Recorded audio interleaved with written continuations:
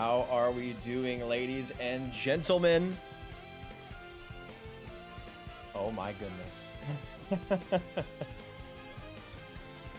You know, I was going to start like 10 minutes ahead, or in 10 minutes, I should say. But watching that Sweden-Finland game, it got me way too fired up. But we are here, ladies and gentlemen, for Canada versus Czechia in the semifinals at this year's World Juniors. I am so excited for this one. Not because, of course, this game is going to be great, because it is going to be great. But can we talk about Sweden versus Finland earlier? One of the best World Junior games we've ever seen, especially of recent memory. Just going at it, just bar for bar, right to the very end in the shootout. But Terry Rippon was on his head throughout the second half of that game. Poor Viggo Bjork had like 5 breakaway opportunities against him. Stenberg set up like 3 of them, and he couldn't score. But thankfully for him, Anton Frindell of the Chicago Blackhawks pride got it done in the shootout to put the Swedes to the gold medal game. And I don't know. If you guys were watching that game, let me know what your thoughts were on it. I was just floored by just how good it was every single shift. Stenberg, by the way, player of the game for the Swedes. I mentioned in the video earlier that he hasn't quite been able to reach that superstar status in the tournament, but I think this last game, he was really able to show what he was made of. But how is it going, everybody? If you're just dropping by, say hello. We are going to be here for the most important game of the World Juniors so far between the Canadians and the Czechs, who always hate each other. We're going to see how it goes today. Of course, first game of the tournament between the Canadians and the Czechs. Unbelievable back and forth battle as well. So I think that's going to continue here tonight. But make sure you guys hit that like button if you're just dropping by. Say hello as well. And let's get some shout outs going. Now, to begin the stream, even before the stream, Hunzi upgraded the membership to the Grav Gang stud level. Thank you so much, brother. I appreciate that a ton. To just get the good vibes started. Banjo says, who are you more impressed with, Ivan or Slap, about the game today? Yeah, Slap has been real good, man. I mean, especially over the last couple months, he's really been able to elevate his game, which, to be fair, is always kind of the case. He always kind of starts about a bit slow in terms of his production in October and November, but I thought he was actually having some good fundamentals, just wasn't really getting rewarded for it. Now we're seeing the goals start to come, which is really cool. And yeah, Frundell, the shootout winning goal, I was floored, man. I mean, he had that unbelievable deke that Rimpinen just was able to save earlier in that shootout, and then was able to redeem himself. I mean, I will say this, one of my hot takes, and I get that, like, when it's a gold medal game or something, when it's like a Stanley Cup final game, I understand it. But I just think shootouts are kind of fun. Especially when it's not my team, and I don't have to worry about, you know, the wins and the loss wherever it goes. I just think shootouts are kind of fun, and it really kind of shows, it really allows goaltenders as well to steal the show, and we definitely saw that in that shootout. But how's it going at Scar16? Banjo, good to see you. Hello from Montreal. Welcome to the stream, Ellie, or Ellis. Used, let's go Sweden, baby. Yeah, what a win for them. They finally got past Finland. That is crazy. What a turn of events, man, especially after last year where they lost in the overtime. When they had that power play, I thought that it was all over, but then they were thankfully able to kill it off. What a crazy turn of events. Hey, Riker with the 3-month membership. Thank you so much, King. Come on, Canada, you can do this. By the way, Grav, who's your 3 goalies for next year's USA World Junior team? I mean, I think that's a good question because I don't think the U.S. knows, really. I mean, Brady Noling for sure. He was on the roster this year, and I don't think he was horrible, even though he allowed 5 goals or whatever it was. I think he's the likely starter, but it's really up in the air. I mean, even as much as the U.S. had a goaltending issue this year, I don't think it's necessarily going to stop next season, but we'll see. By the way, the game's on TSN in Canada and NHL Network in the US, but we have about 20 minutes to go until puck drop here, or about 25, 30 if we're being realistic. And it's going to be a bloodbath, guys. Canada, Czechia, like Sweden, Finland, is always so good at this tournament, especially recently, with how much bad blood these two teams have for each other. I am just so excited to witness it tonight. But let's get some of the predictions started, shall we? If you guys haven't already, let us know down below, between Canada and the Czechs, who do you see winning this semifinals matchup? Because I'll get into it in a bit, but I think it could go all over the place. I won't lie, one of the goofiest shootouts I've seen in a while. It was just wild, Ezreal. So many weird moments, so many, like, like post shots too. It was all over the place. But we got 69 nice folks coming by already. Thank you so much for joining us. We're gonna be giving you the live commentary, reactions, and everything here. So make sure you don't go anywhere because this game's gonna be a circus, and I cannot wait to experience it with you guys. But yeah, Stenberg was really good use. I thought that was his best game. And again, the thing I've noticed in this tournament is that he has his best games, his most complete performances against the best teams. For some reason, I don't know why he was playing down to teams like, I believe, like Germany and stuff like that. For some reason, we saw that. But as you see, the more this tournament goes on, the better I think that Stenberg looks. Let's see. Finland's goalie was unreal. Sweden's going to cause problems in the goal match. Yeah, Rimpinen was I mean, to be fair, there were some weird goals there. The Berglund goal, the Eklund goal to start out that game was strange. But after those goals, I mean, he was just pretty much locked down completely. Hage Tourney MVP. I mean, so far SPL, I think he's absolutely up there. If not like maybe like a Frendell, if that shootout goal, I think maybe it could put him above. But I think it's between those two guys probably right now. Say hi. How's it going, Alea? Good to see you today. Czechia will win from Vallejo. Okay, I like it. I like it. If it does happen to me, if it does happen, you guys know I will be ecstatic. But we're gonna see what happens here. I mean, with how good Canada was in that last game versus the Slovaks, you can't count them out either. Hey, right for the 279 to start out this stream, the member and the donation. Thank you so much. I appreciate that a ton. Let's get some love for him, shall we? All right. Yeah, you probably hit on what it's probably going to look like. Bottinger and then Noling too. I mean, I'm not sure how much. I'm not sure how confident I am in those two guys. I mean, Noling with some experience, you never know, but wasn't amazing in the game he played, so we'll have to wait and see. But thank you so much for the 279, brother. I appreciate that. By the way, I apologize if I'm not as energetic today. I had some like right before the stream, my throat started to get a little bit groggy. So we'll see how it goes throughout tonight. But I appreciate you guys sticking with me if that's a problem at any point. But so far, and I have tried to make this a bit of a thing to try to fix. I don't think we've seen any lag, knock on wood. In the last couple of streams, there's been a bit of an inconsistency. So I'm hoping that tonight we're all smooth and ready to go. Let me know if you guys having any lag or anything come up at least so far. K-Dub says Canada 6-4 with another insane performance from Parekh. I mean, yeah, if Canada's going to have any offense from the back end, it seems like Parekh's going to be a massive part of it, eh? I mean, the tale of two sides right now when it comes to his game. I mean, even though he's had some defensive mistakes, how good he can whip that puck around. Oh, boy. That kid can play. You says, I don't even want to imagine how bad Vigo Bjork would feel after missing 3 breakaways in overtime. Then getting the penalty with live. Yeah, I mean, I got to say, thank goodness that Sweden won that game, because imagine you're Vigo Bjork, you have the puck, you have the game on your stick so often, and even in the shootout he didn't score either. I just was so I just felt so bad for him because he had been actually finishing pretty well throughout this tournament. Just tonight it was just kind of a bit weird for him. Sweden number 1, Andreas, good to see you, buddy. How are you feeling after the game tonight? That game was just a movie, man, legitimately. We got 73 in the chat. Thank you guys so much for joining us. If you are just coming by, say hello. Hit that like button if you haven't as well. Of course, we're going to be going through this entire game. And I hope to see you guys here, because we have about 20 minutes to go until puck drop, most likely. But again, let me know your score predictions in the chat down below, and we'll see how it goes. In about 10 minutes, I'll reveal my predictions and get into it fully. But we'll see what happens. In terms of the goaltending matchup, we will see Jack Ivankovic in this game again. He looked solid in the game versus Slovakia, but the team just in general seems to look a lot better under him. And in terms of the net for the Czechs, it'll be Orzelak as well, who started most of the games in this tourney. K-Dubs, like this stream for the Go Grab? Absolutely agree. Thank you so much, man. I appreciate that.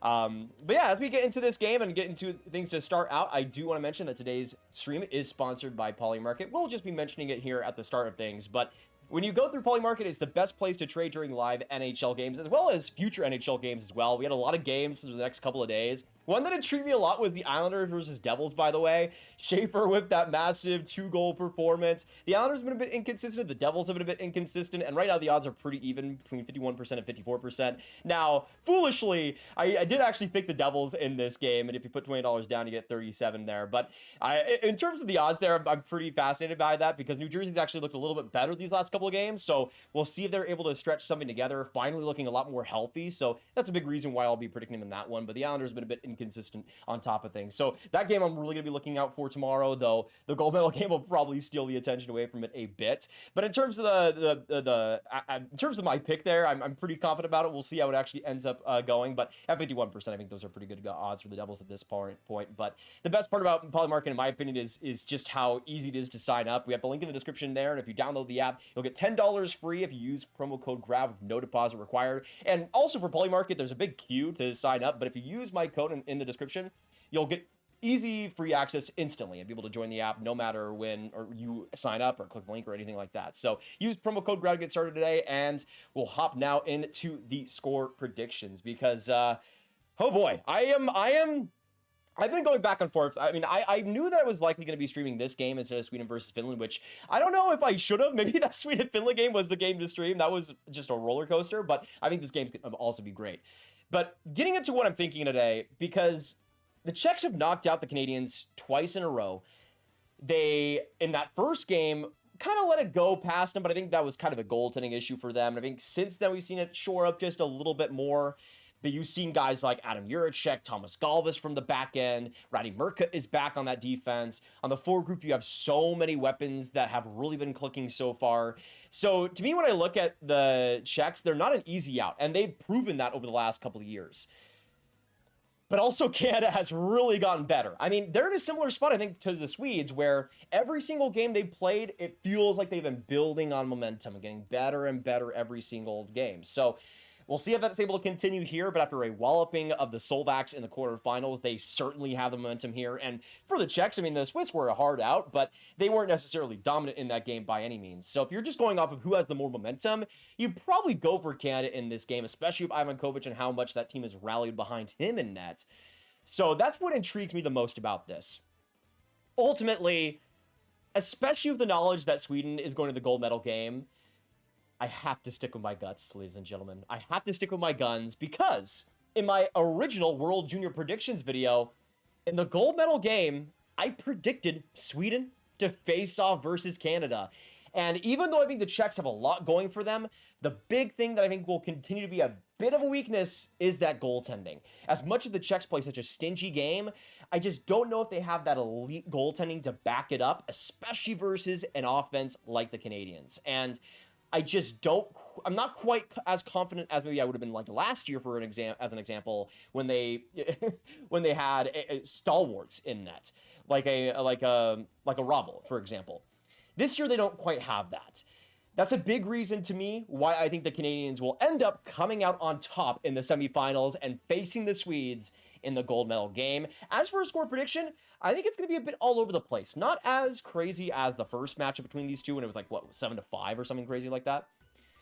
But I do think it's going to be a bit higher scoring, and as of now, we are going to see a Canada 4-3 win. That is my prediction. 4-3, a tie-checking game. No pun intended. But the Canadians will find a way to scrape by. Hey, thank you so much, Cameron, for the $2 donation. I appreciate that a ton, brother. Thank you, my man. And also that Frundell goal. Must have been good for you, eh? Ooh, that's a good question, actually. I like that a lot. So we obviously got, what, Canada, Czechia, and Sweden. Sweden would be Frundell for sure, though I think Ivar Stenberg has been slowly making a case for himself. Bjork has also been up there. I will say, it really is a game-by-game basis for the Swedes. If Bjork was able to solidify that game on all the chances he had, he probably would have been my pick. But I think Frundell probably has the momentum now. For the Canadians, Michael Hage. I mean, all the Habs fans in the chat on the channel, you guys know how much I will glaze Hage any day of the week. But he has been phenomenal for the Canadians. Easily your most consistent forward. Maybe a Cole Baudouin gets that, but I think Hage, in terms of your top-end scoring, has been easily the most consistent guy. The pace, the speed, the creativity, especially in the power play, has been undeniable, but I don't think he's been power play reliant. He's still had a lot of pace in his game at 5-on-5, and I think it's been incredibly important for the Canadians, especially earlier on in this tournament. And then for the Czechs, I mean, I'd probably have to go with Adam Juracek. I mean, Galvis has been getting a lot of points from the back end, but Juracek has been playing all ends so consistently well. He's bringing that physicality, bringing that confidence with the puck a lot more than he did even just a couple years ago in his draft season. So I think in terms of who I would say for the Czechs, it would probably be him, but some really good candidates on that team too. Hey, Leif, how's it going, brother? Good to see you. Wheel of Time says 3-2 Canada with a Zaimperek OT winner. Okay. Now, dog, can you guys imagine the Zaimperek OT celebration? Imagine the celly that Zaimperek would have if he scored in overtime. I don't even want to know. The guy would be a menace. I would love it. Jasmine, how are you doing? I'm doing okay. Just upset that my hometown WHL hockey team is getting mad at the goalie who was in. Oh, really? Was there some drama, some bad performances? eLiaminator says 5-4 Canada. Niagara Joe with a 5-2 prediction. Also good to see you, brother. Haven't fully caught up on these games, but how has Islanders prospect Eklund's Aitchison and Pullitine looked in the tournament so far? I would say Eklund's been about as advertised, using that body well. Even though he's a bit smaller, he's just a menace with the puck, and I think he's been a bit flawed in terms of his creativity at times, using it a bit too much. But I think what he does on the forecheck is so valuable. And I think he's been solid. Aitchison hasn't played much, especially as this tournament has gone on. But I think he's been decent in the physical role he's had. Though I think he is more of an offensive guy when it's all said and done. So I think in terms of his role, he's not quite being utilized perfectly. But I think he's been okay. And then Pullitine has been also, similarly to Eklund, using his body well. The goal scoring has been there, which we all kind of expected. But I think he's been as good as you can expect in this tourney. Dale Hunter hates Green Tree because he plays for Windsor. Not letting him play at all is absurd. Yeah, especially with like the 2 minutes that he was getting and stuff like that. It's pretty brutal. Though I would much prefer for the Canadians to go for like an 8 defenseman setup, and that's what they've been doing very recently. But yeah, we got 120 people in the chat. Thank you guys so much for joining us so far. Make sure you hit that like button if you guys are enjoying the vibes, and if you haven't already, say hello. Don't be a stranger. We're all here as a hockey family here, enjoying what will likely be an insane game between two of the best teams in this tournament. I mean, again, for anybody that's doubting Czechia, they might lose this game, and I'm predicting them to lose this game, but they have so many weapons, and they could absolutely steal this away from the Canadians, as they've done over the last couple of years. So if you're looking for a foil for the Canadians, the Czechs are certainly that. But we'll see how it goes. I am optimistic on both sides. I think for either team, you have so much going for them. The goaltending battle is going to be incredible. I cannot wait for that. Oh, but in terms of what this game could be, I mean, after the Sweden-Finland game, I think the sky's the limit. So I'm super excited. Yeah, and I would agree with you too, Taylor. I don't think Green Tree was like necessarily winning the minutes he was playing, but also he was playing like 5 minutes a night. Not easy to do much in that situation. Seems Canada's yelling as the tournament progresses. Absolutely, Ballman, 100%. I mean, that's usually the case for the Canadians. The big issue that they've always had is that you have so many players from like 60 CHL teams, plus the NCAA, plus what they have now, that come into one team and they don't really play with each other that often, which isn't something that the US or even like the Swedes have to deal with that much. Thank you so much for the subscription. I appreciate that so much, Speed Demon. Welcome to the Grav Gang. But that's kind of the thing that always holds Canada back. If it was just a talent and skill competition, then the Canadians would run away with it. It's always kind of been an issue of chemistry, but I think the team has been able to scrape by and really start going here over these last couple games. Jakob, what's going on? Hello, greetings from Czechia. It's 2 a.m. in the morning again. I will be dead in the morning. But hey, it's worth it, man. The World Juniors, it's worth it. Good to see you here, brother. McKenna needs a dominant game tonight. He's been decent this tournament, but nothing first overall pick worthy. I mean, especially with how good Stenberg was in that game versus against Finland, how dominant he was, especially with the puck. I think McKenna has a lot to prove tonight still. Again, I know people are saying he has 9 points in 5 games, but the three of his goals, which were all scored versus Denmark, a lot of his points have come on the power play. I just think in terms of your guy, I think in a lot of ways, actually, Gavin McKenna and Stenberg have been polar opposites in this tournament. Stenberg has played his best hockey against the best competition, but it's kind of played down when the pace is lowered and the competition is lowered. McKenna has been feasting with the opportunities he's been given, especially in the man advantage, but when the going gets tough, when you have those 5-on-5 battles, he has been looking a little bit more engaged defensively, but I don't think quite enough to negate some of the concerns. So I think especially in this game, when you're facing a tight Czech team, you really need to show up. You need to show up that you can, or you need to really prove that you can play against those physical guys, play along the boards, be able to get pucks back, win those hard battles. I mean, that's something that you need to do as an NHL player in some capacity. So we'll see if McKenna's able to show up in that way here tonight. Actually, that's a good question. Let me know in the chat. How many points do you see Gavin McKenna getting tonight? Because I have a 4-3 win for the Canadians. I'm going to say 1. I don't think he's going to be bad. I don't think he's necessarily going to be elite or anything, but I could see him assisting on like a Michael Hage or a Brady Martin goal as he usually has in this tournament so far. So that's my prediction. I'm going to say 1 as of now, but we'll see if he has a huge game in store. I mean, I think he right time, right place. It could happen.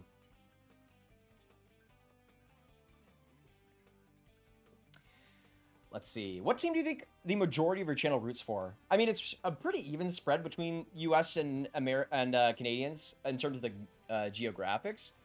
But I'm not. I wouldn't be. I haven't looked on that in a while, though. I know it's pretty even between the two. Let's see.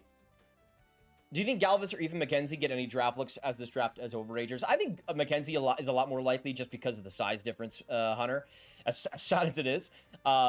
But I think McKenzie could be like a mid-round pick. Galvis maybe like a 7th rounder. I still think that a lot of teams are kind of worried about his off-put game and some of the defensive capabilities, but I also just think he's kind of fun. And I think as a 7th rounder, there's not really like a, especially in a draft like this that I don't think is unbelievably deep or anything. Why not? Why not? Just you have like a team that has like 3 7th round picks. Why not take a swing on Galvis? Come on, guys. Okay, let's see some other predictions here. Eliminator says 3 points, 2 goals from Cameron, 3 from Riker, 1 from Cody, 1 assist from Jasmine, 1 point in the power play by Wheel of Time. I think McKenna gets a power play assist and a goal. Okay, there you go, Hunter. Which has been about the average, I would say, in this tournament so far. Hopefully, Gavin has at least 2 points. Yeah, I would say for the Canadians, I mean, they haven't needed that line to be absolutely dominant necessarily, but just score in the right times. That's kind of what they've been able to do so far. Doesn't McKenna lead all forwards in scoring? When do the expectations stop influencing this nonsense? I mean, he's playing well, but again, it's about where the goals are coming from, right? I mean, the thing is about this, Jack, is that nobody's questioning how good he is in the power play or how much he can do with the space that he's given. I mean, the passing ability is through the roof, the vision, the creativity, it's all there. It's just about, again, it's not this isn't a how good is Gavin McKenna at the under 20 level. We all know how good he is there, but when you're talking about the NHL draft, you're talking about guys at 25, 30 years old in the NHL. This isn't a discussion over how good he's going to be if he continues to be in the NCAA for the next few years. It's about how much of a franchise face could he be in the NHL. And I think those worries about the overall game matter, especially when you consider the players that have gone first overall and really started to do well. They really start to do well when they have that overall presence. Celebrini and how good he has been with the IQ and the decision-making and the physical play.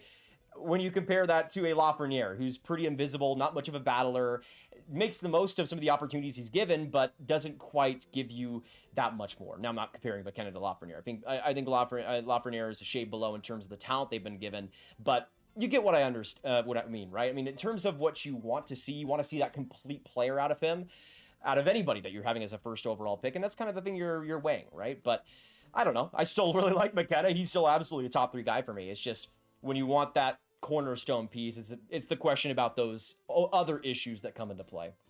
How do you feel about the refs in the Sweden-Finland game? It was weird, eh? I wasn't loving it. I'll say that. The Solino Wallenius dive was egregious, and then you have that random like Stenberg penalty right after. It was just a little bit. It felt a little bit, especially as the game went on, like they were kind of making things up just to try to even the score. It was just, I don't know. It was kind of strange. No, you're good, Jack. Don't worry.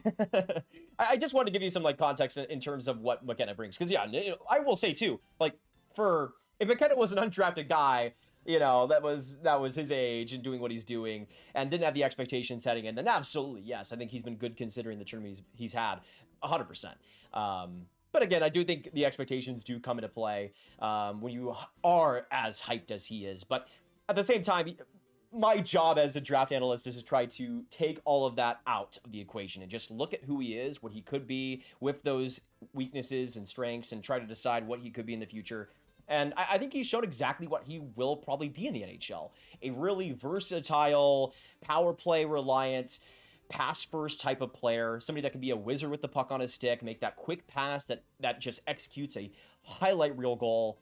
Outside of that, you're not going to be getting a ton of engagement. You're not going to be getting this old uber physical player by any means. But what he is best at, he is really, really good at. And I think that's enough to be one of the best players in this draft. And still a really, really good NHL player. I just think what McKenna will likely be is probably like around a point per game, really, really offensive player that has some downsides defensively, might not be amazing in the playoffs unless you shelter him a bit. So you'll have some downsides, sure, but he'll still be somebody I'd want on my team, 100%. Just saw a tweet, and Luke Hughes is having a tough night, as per usual. It seems like this season, pretty brutal. Since when do you have streams for the World Juniors? I probably just missed them. Oh yeah, I've been streaming I streamed Czechia versus Canada earlier.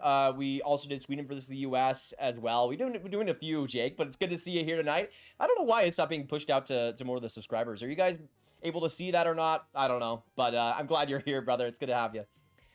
Ivan Kovic in net, resting George, or putting more faith in Ivan Kovic? Absolutely more faith in Ivan Kovic, Andrew. I mean, George has just not been as quiet as you'd expect from him. That's kind of the big thing, is he's always played well internationally for the Canadians, but this year it's kind of felt like he's just been letting the games get to him a bit more, especially later on in the games. He hasn't quite been that shutdown guy that he usually is in the OHL and usually is for Canada internationally, which is definitely something to keep an eye on, but I think he's lost his job. I mean, Ivan Kovic, Ravensburg, and these are great goaltenders that can come in and can steal your job, so I think it's just a matter of the team probably plays a bit better in front of an Ivan Kovic. They have a bit more belief, so you might as well just ride the guy, right?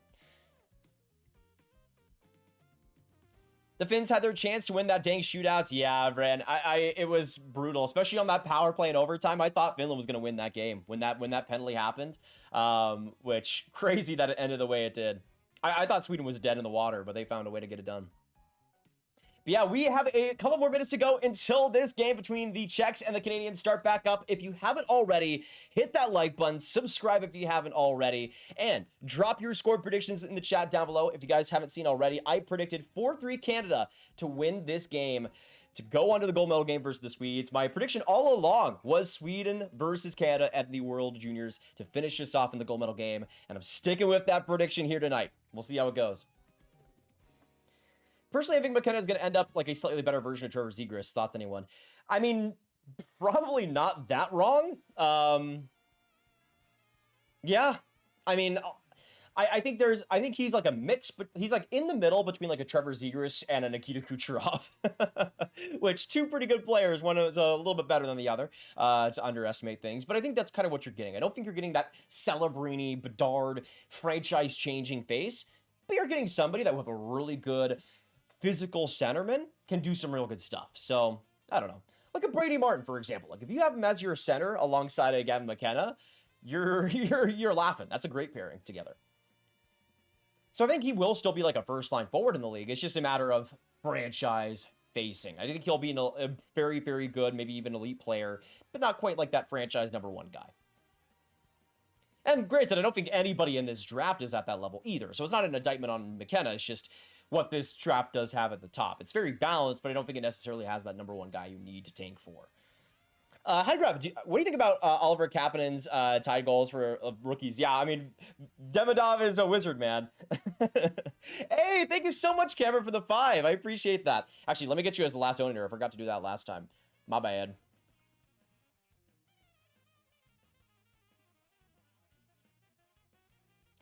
All right, there we go. Hey, I appreciate that, Chuck, as well from the 5. My man, love to see that. Also, I don't know, can you guys hear the text-to-speech or the goal sound when the donation happens? But I appreciate that, Chuck. Thank you so much, man. Let me get you as the last donator now. Wow, had to one-up Cameron right there. Thank you so much, though, Chuck. I appreciate you. Okay, there we go. No, that is strange, because I can hear it, and I have the audio capture for everything else. But whatever, we'll go with it.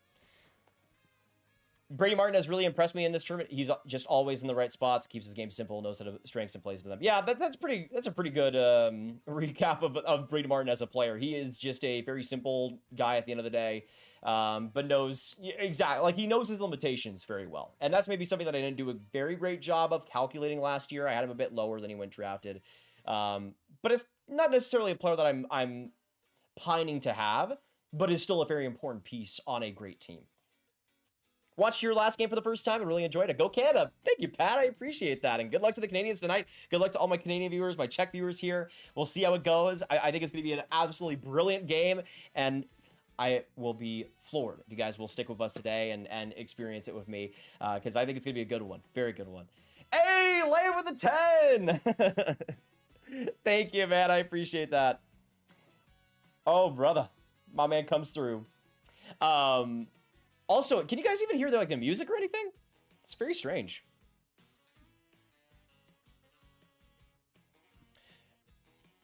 Oh, wow, really? Right. Yeah, I think that would be a ton of fun. If they're still going, yeah, I'll definitely consider that. Can't hear it. Why? That is so strange. Because it's literally showing up for me too, right here. Well, dang, I guess that means that I guess that means that the music earlier you guys couldn't even hear. Sorry about that, y'all. Let me see if I can try to get it going. But yeah, it's literally showing up as in feed right now, but I guess it's not showing up. Let me try to reset it here and see if that works. Okay, I think I reset it a bit. I don't know. You guys can let me know. I'll try some other things if it continues to be a bit strange. But we have 8 minutes to go currently until puck drop is down. And if you guys haven't gotten your score predictions yet, I'm going to go 4-3 with Canada. Now, we haven't done this yet. I've forgotten to do it both times. But let's talk about the MVP in this game. Because I think it's going to be between a couple of guys. But I think tonight, in terms of my MVP for the Canadians versus the Czechs, I think tonight is going to be another night that we see that first line cook. They've had a couple of games where they've looked a lot better, especially as of recently. But I think my MVP for tonight's game is going to be Porter Martone, baby.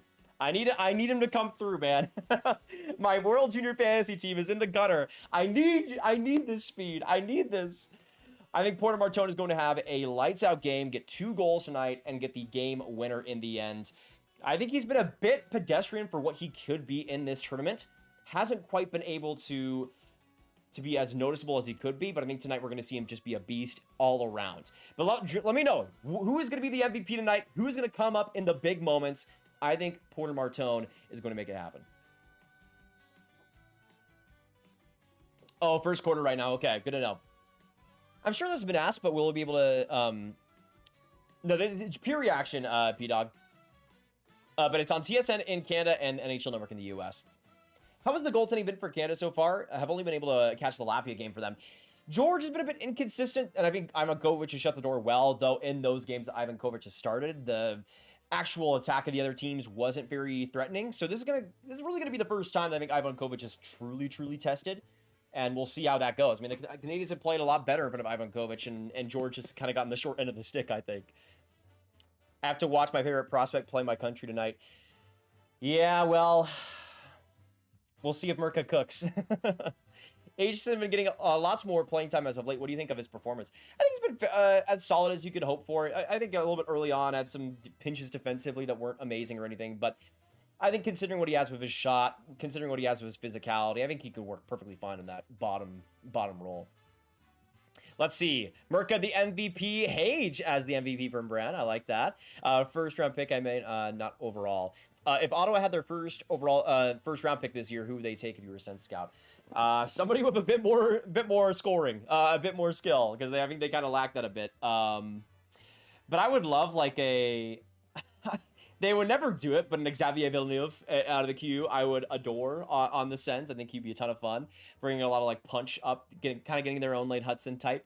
But I also think in terms of the wings, they really lack a little bit more punch. Like an Elton Hermanson, I think could be good in that role. But it really is a defense-heavy draft, and I don't know how the Sens would take that if they did have their first.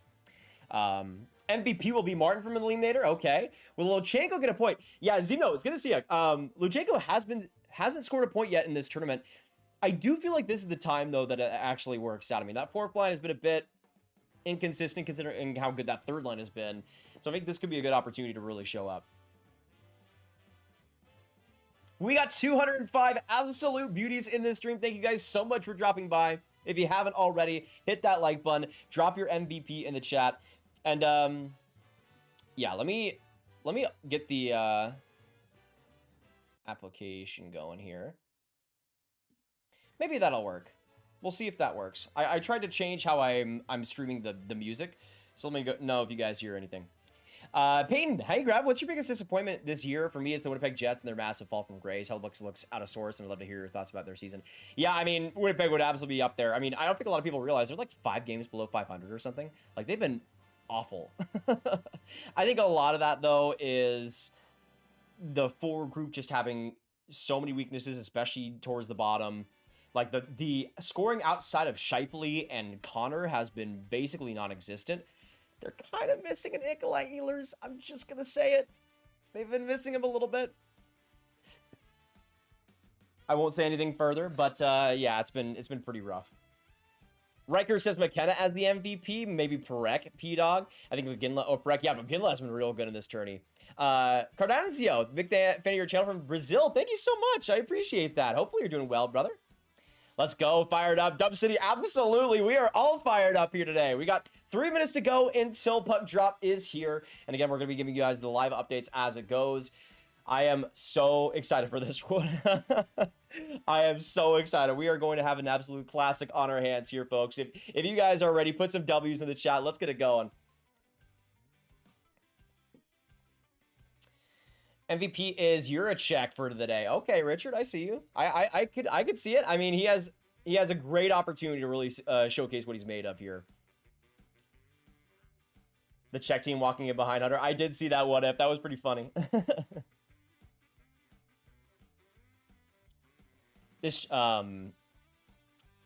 wish I had more money to donate. I'm broke. Jasmine, you're good. As long as you're here, you're a beauty. Don't worry. Any New Year's resolutions, hockey related or not? Not really. I mean, I just want to be as present as I possibly can. Maybe play some more video games. Yeah, I'd say so. Spend less time on my phone on Twitter. I think that's a big one. I don't know why the Jets signed the retirement home with our Ehlers money. Doc, I got to be honest. Like the Jonathan Toews signing, if you thought that was a good move, I think you just gotta be sent home. I'm sorry. From day one, I knew that was a stupid decision.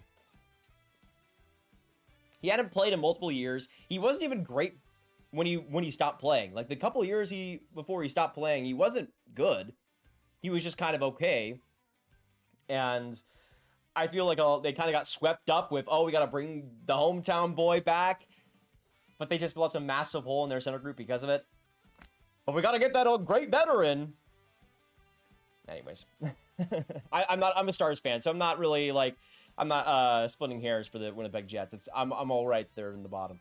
No, not Jets fans. You guys are cool.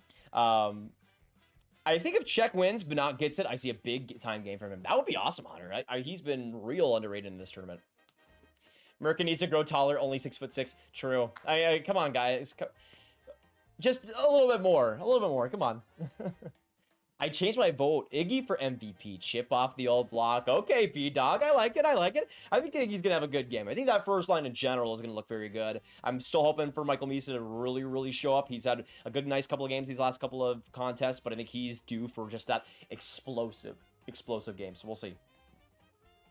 Yeah, always is that. I mean, in general, the Habs top dogs were just stunting on my team. Yeah. I mean, the Slav goal, the Demidov pass, the Hudson goal. Yeah. Just send me home. Got a funk, go Ducks. By the way, puck drop is about to begin. We are 6 likes away from 50. If you guys haven't already and are enjoying the energy, make sure that like button. Subscribe if you're new as well. We're going to be live for the gold medal game tomorrow, featuring Sweden and either Canada or the Czechs. So that'll be an awesome game. And of course, we're going to have so much content with the prospects and draft coming up that you won't want to miss. We just today put out a video going through some of the draft stock changes of some of the players in this year's World Juniors. So I highly recommend that one if you haven't watched it already. But Michael Orszalak starts the game here for the Czechs. A 2-1 record with an .870 save percentage. And Jack Ivankovic starts it for the Canadians. A much different outlook. 2-0 with a .959 save percentage. Just absolutely dominant so far in the 2 games he has played. And he looks to continue that on versus the Czechs. but an absolute rivalry that has been spun over these last couple of years between the Canadians and the Czechs, and we are in store for an absolute beauty of a game. Let's get some W's in the chat if you guys are excited for this one, and let's begin here in just a second. Face-offs here will be between Cole Baudouin and Peter Sikora. Hey, Wheel of Time, thank you so much for the donation, the $2.79. Let's get it, Canada. I appreciate that. And we are now officially underway as the puck's won by the Czechs and back to Orgelock to play it out for Juracek. Down the ice it'll go, but stolen there by Denoyer. But the Czechs will get it down the ice, and that'll be icing against the Czechs 15 seconds into the semifinals. Some would say a heated rivalry. Some would say. You know, I'd say so. I'd say so. Let's see. Hope this game is as good as Sweden-Finland game was. That was fantastic. Yeah, absolutely. That was undeniably good. Ugh. Let me know if you guys were watching it, if you're just dropping by. We talked about it a bit earlier, but what were your thoughts on that game if you were watching it? I was floored the entire time. Though Finland and Sweden never fails. It's just always good. Face-off win there for the Czechs and up the ice. Nestor Sil almost getting it there, and he almost gets the loose puck. Sikora now some physicality in the corner. Trying to pressure off of Ben Danford, but Aitchison gets that loose puck, and off the wall that'll go. Cleared there by Baudouin, and now up the ice. Sam O'Reilly with some speed. Using that body, entering the slot, and a good save there by Orgelock to start out the game for the Czechs. 19-17 now left in the first, as the Canadians reset in their own zone.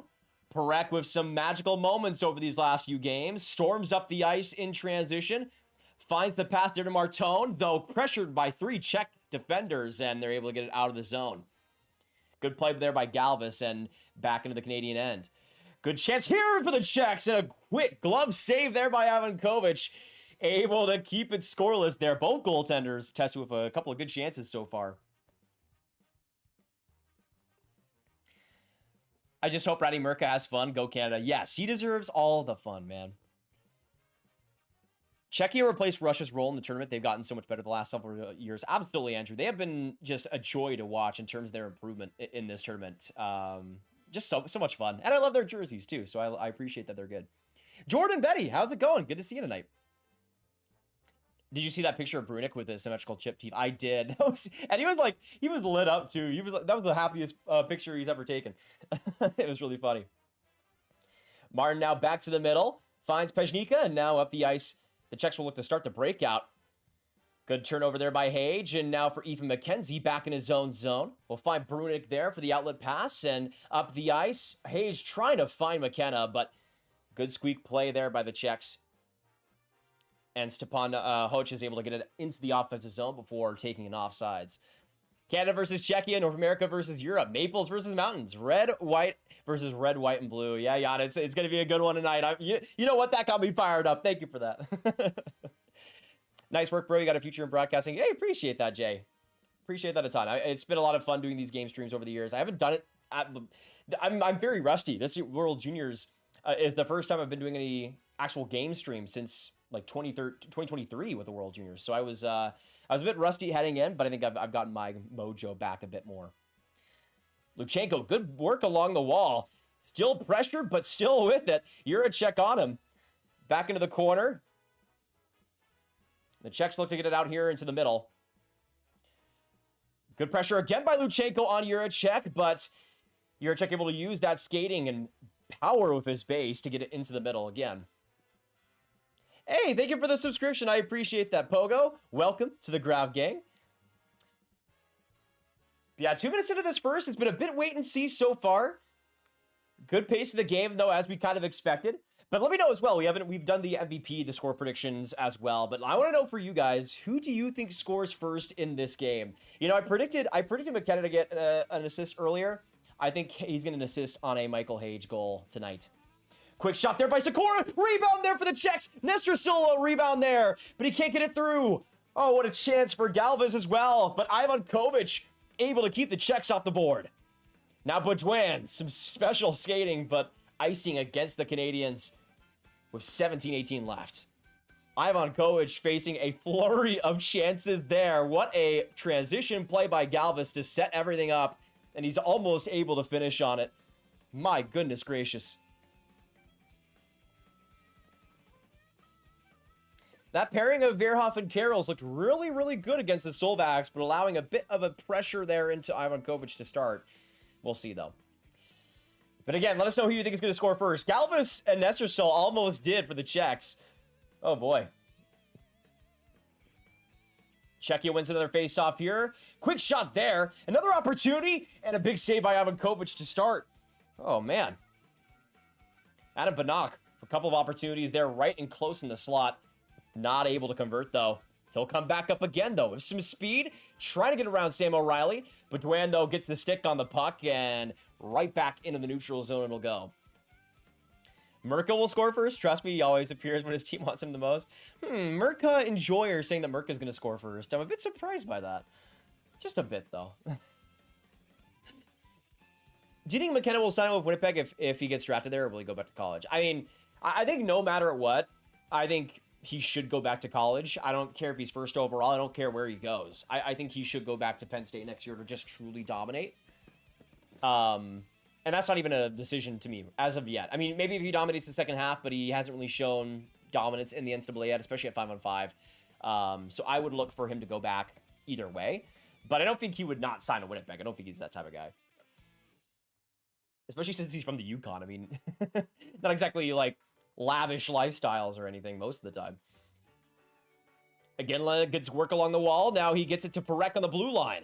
Pressure there, but Perek finds some space. Around the hash marks, gets to Martone, but given away right in the slot there. But given away by the Czechs once more. You're a Czech some trouble. Pressure there by the Canadians. But now Czechia will get out into the neutral zone. Good work there by Adam Tittlebach. Wonder what Schaefer would look like in college right now. Oh my goodness. Schaefer in college would be just unbelievable. Now granted, it's improved so much, but still. Galvis, quick shot. Good quick save there by Ivankovic. Now back to the point it'll go. Good work there by Perek, but deep in the zone. That gets blocked in front into the Canadian slot. Now McKenna gives it away to Galvis.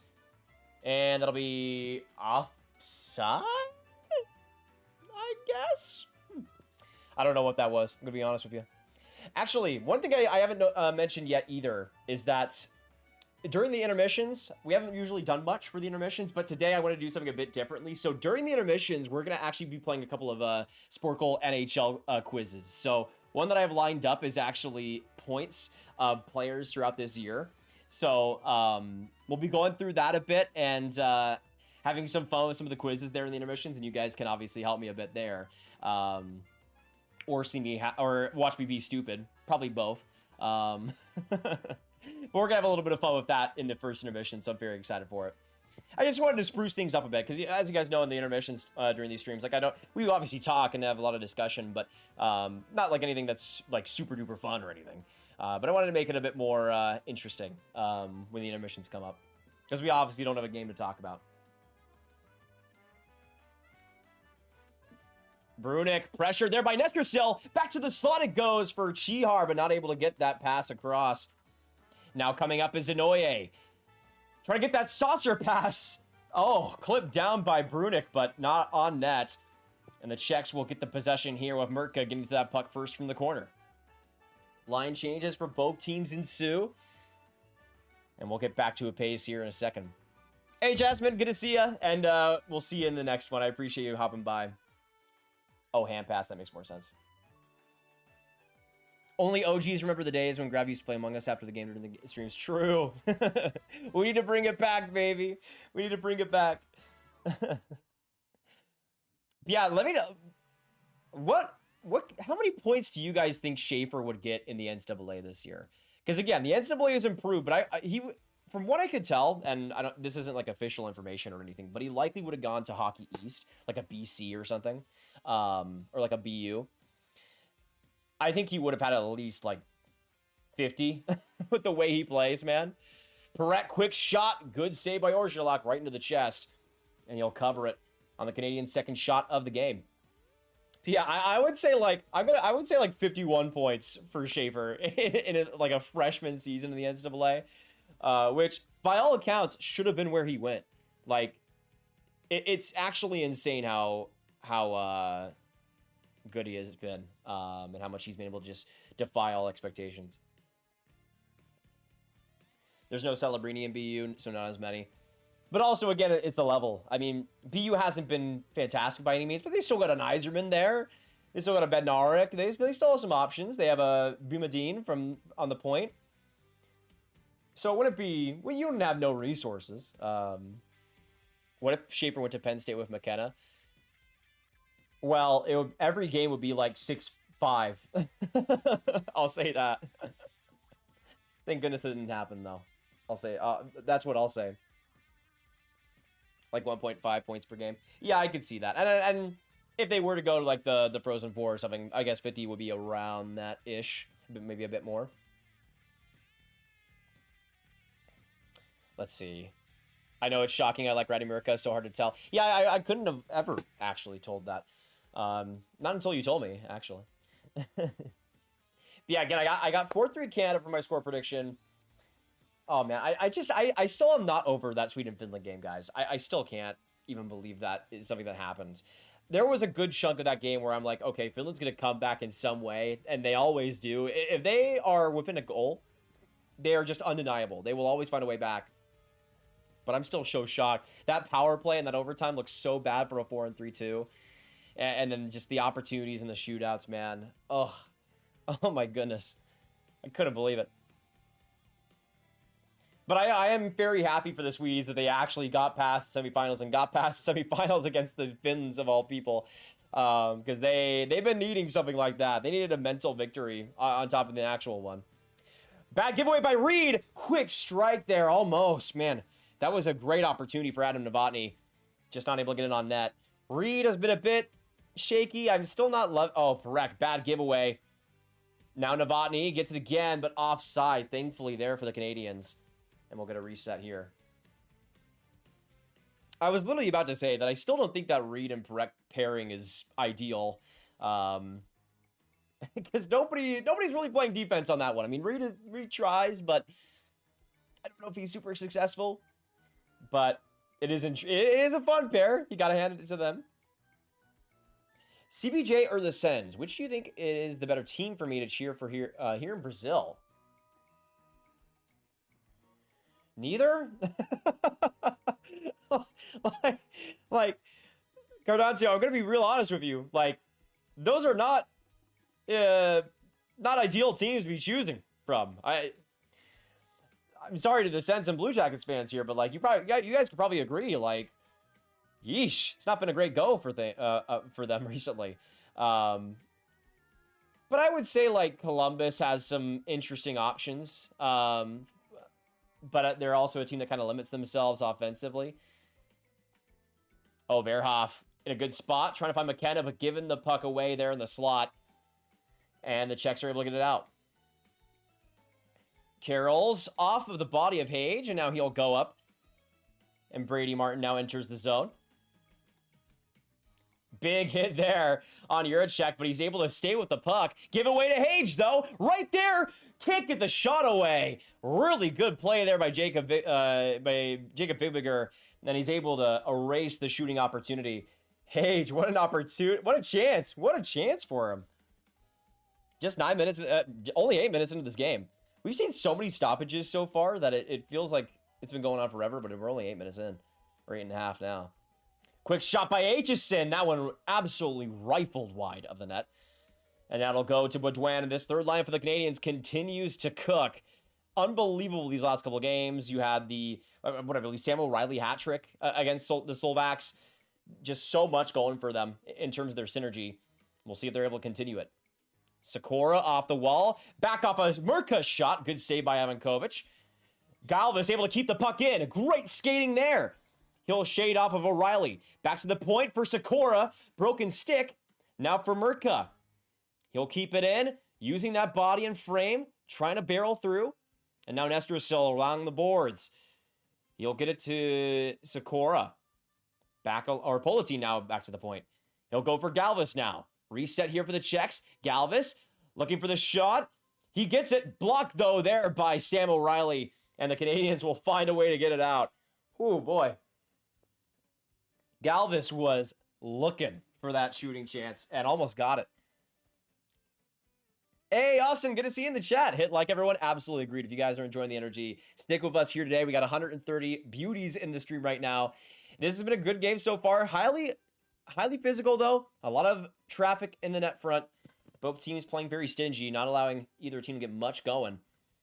But we'll see how that continues, of course. A lot of game left. And if you guys haven't already, lock in your first goal prediction. I got Hage. He had that opportunity earlier, blocked by Fleecegerald. But he's searching, man. He's been fantastic in this tournament. I think he's going to get another big one here.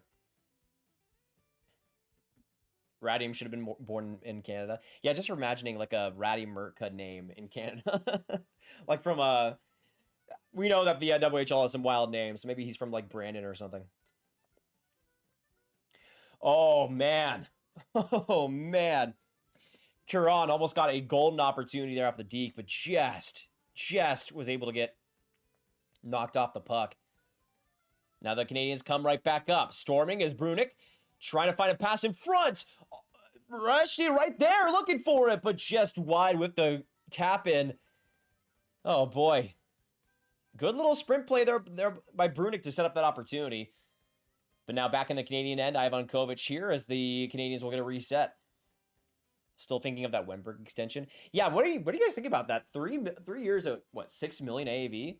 A bit rich for my blood, but also Wenberg has been pretty valuable for the Sharks. So, and he's also, from what I've heard, a really good part of that locker room. So, at a certain point, you kind of need to keep some of those guys if you're San Jose. The Czechs, though, with another turnover. Novotny, who's looked pretty good through 11 minutes so far. Hasn't gotten a ton of ice time, as per usual in this tournament, but has gotten a couple of takeaways here. Juracek now alone in the corner, fighting for it. I will say, too, a pretty big chunk of this 11 minutes has been spent in the Canadian zone. Shot there by Juracek, just wide. Getting back to it is Curon. Back to the corner with 2 Canadians on him, and it'll go to the point again.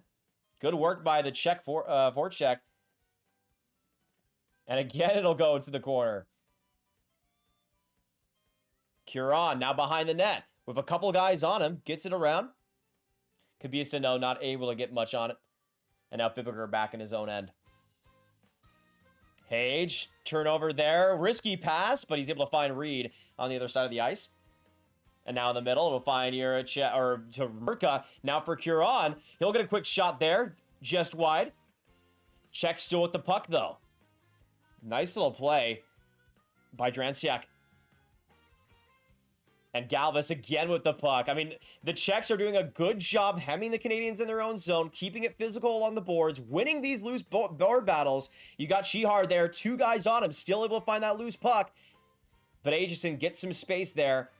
And he just squirts it into the neutral zone. Thankfully for them, no icing. But now coming up is Sakura. Knocked around the puck. Good work to get some space. Right in front of the net. Great chance for Shihar, but he can't get it on net on Ivan Kovic. What an opportunity. Now they go back again. Galvis shoots it into the offensive end. Yeah, great play there by Sakura to strip McKenna of the puck along the boards. Pajnika now to Nestrasil. Bobbled in. Sakura will keep it. Battling there with Baudouin. Back to the point. Pajnika. Now a quick shot there by Mon. And Nestrasil again with the puck. Commanding presence there. Now Mon again with the puck from the point. And that blockered off by Ivankovic and into the stands. Man, Czechs playing real well these last few minutes. And with 7:18 to go, we will get a stoppage in play. Man, the Czechs doing a pretty good job. Not a lot of shots on goal through that sequence, but just consistently putting the pressure upon Canada, doing what they do best, getting in those corners, getting behind the net, and just battling for those pucks, winning those draws. It's something that the Canadians haven't had to face much in this tournament. True skill with the physicality, and that's what the Czechs are bringing tonight. And much better than they did in that first game.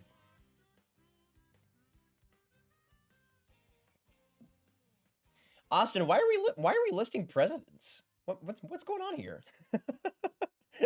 I appreciate you guys hopping by, though. We got 140 buttes in the stream right now. It's been a really interesting game, though. I've been cautious, though, as somebody that's predicted Canada. The Czechs you never want to truly deny, and they've been pretty undeniable so far with that forecheck. It's just mirrored. Does the Hage line not get much ice time, and Hage even more gets very little? Yeah, it seems like that Baudouin line gets a lot of the ice time. At least that was the case in the last game versus the Slovaks. That's kind of still been the case here tonight, Samurai. And they've really relied on that third line to get them a lot of offense, which at points they've had, but they're a lot more defensive in nature. So it's kind of been a bit strange. Really, that entire top six hasn't played much, it feels like, in this one. Griffin, thoughts on Jack Berglund? Wasn't really expecting much from him in terms of NHL future for the Flyers, but he's shown that he may have something there. Oh, absolutely. I mean, he's always done really good in high-pressure environments. His physicality is immense. He's so good at protecting the puck. And I think what he's been able to improve a lot on in the last couple of years has been his foot speed. That was always my worry about him. But even though he's not a somebody that's going to light you up on a transition play or anything, I think he has enough to be just a really good versatile center. Probably more as like a fourth line, maybe third line guy, but still a valuable NHL piece, especially up the middle. And good in the dot too, which obviously is very valuable. Matthias Mann off the bobbling puck. Gets it in, but an offside there by the Czechs. Yeah, I will say my H pick of him being the first goal. I mean, if Canada's not going to play him, then then I don't know if that's going to actually end up happening. Siren, I actually did not play hockey growing up. I watched it here and there, but not until like 2013, 2014, 2015 was I watching a lot more. I played a lot of baseball growing up, though. Wasn't great. I was all right as a second baseman. 1 year in U14, I had a .302 average. So, just saying, I got on base, baby. But the rest of the game, my fielding wasn't exactly great. That's actually a fun question. What sport did you guys play growing up? Obviously, as a Texas resident, I wasn't super into hockey to start, but grew into it. Though I skate like crap, so I would never have really done much, I don't think. My NHL future was dead from day one.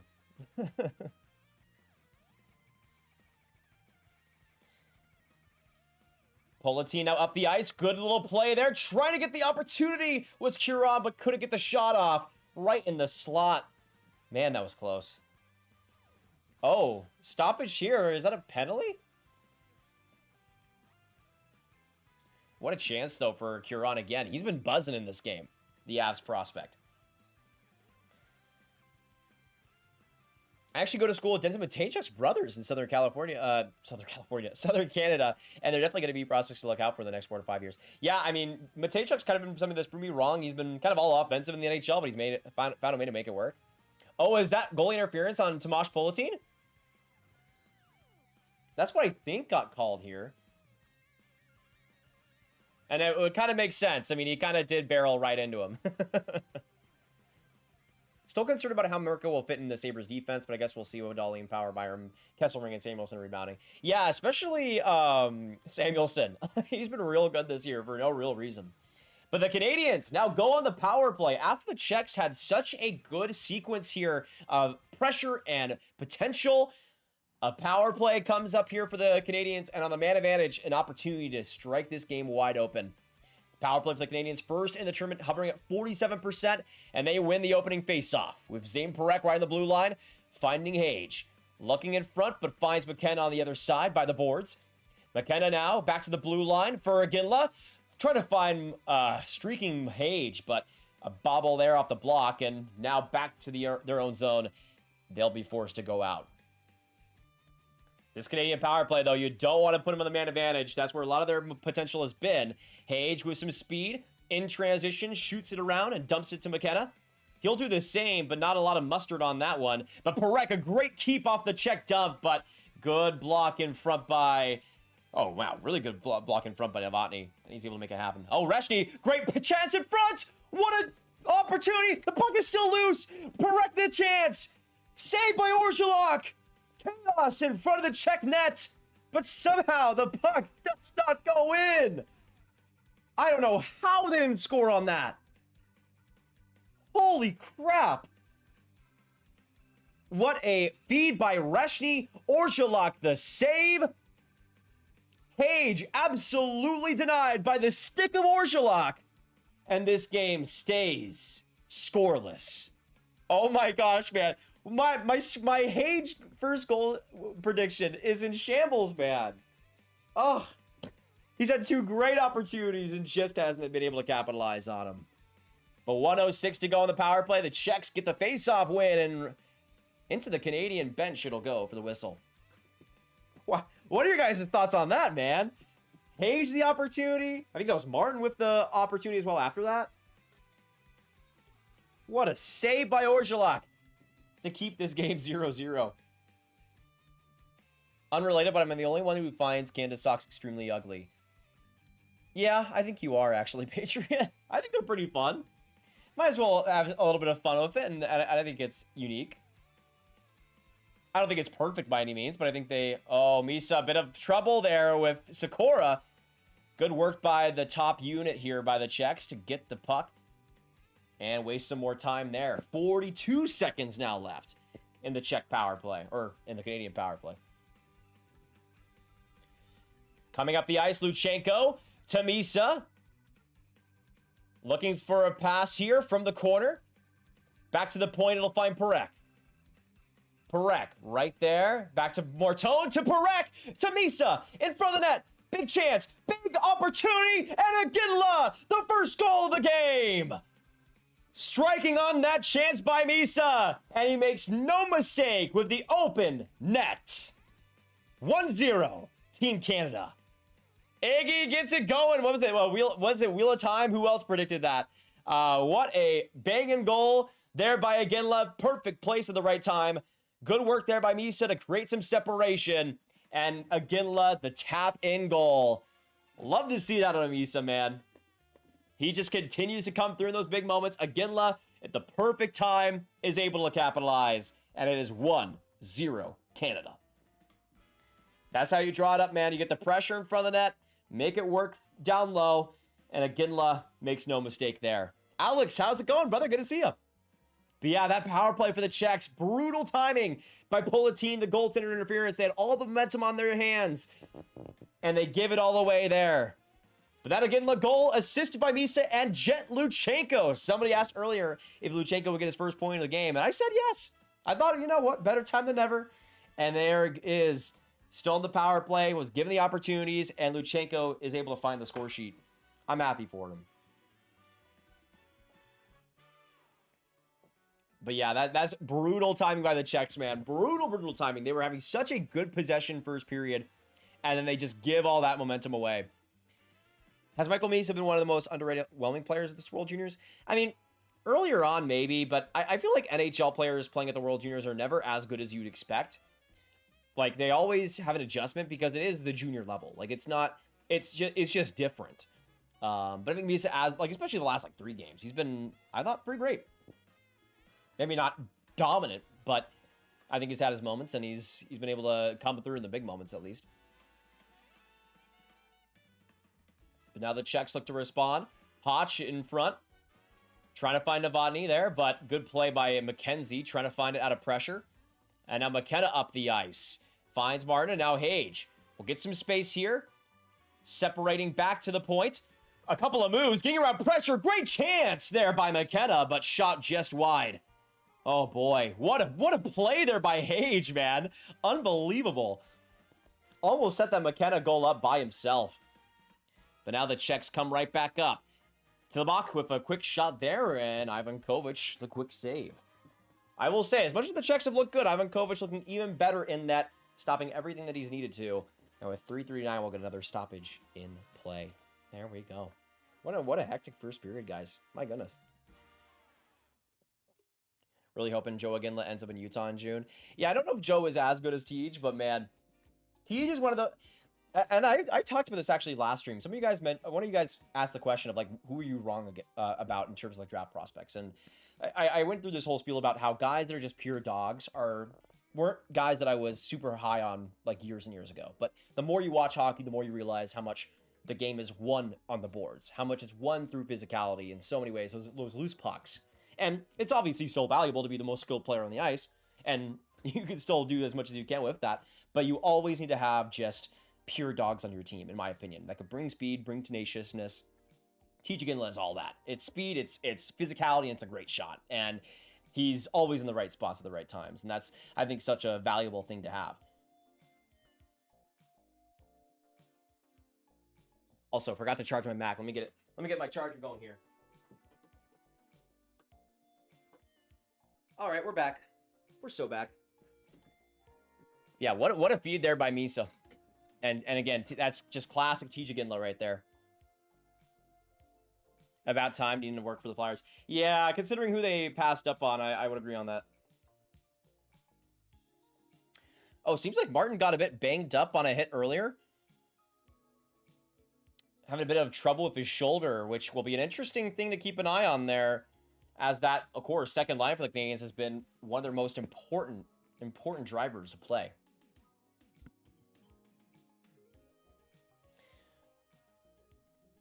He was so hyped last year, but him being rushed in the NHL has really not done anything good for him. Yeah, I thought he... Honestly, I was kind of on the fence about him being in the end. Like, I maybe would have had him in the NCAA considering things. But the Sharks also just barely played him. It's just kind of strange for me, their deployment with him. Same thing kind of goes with Sam Dickinson, even though he's kind of found his way a bit more recently. Right there, Denoye, great chance in front of the slot, but that goes high and wide and into the stands.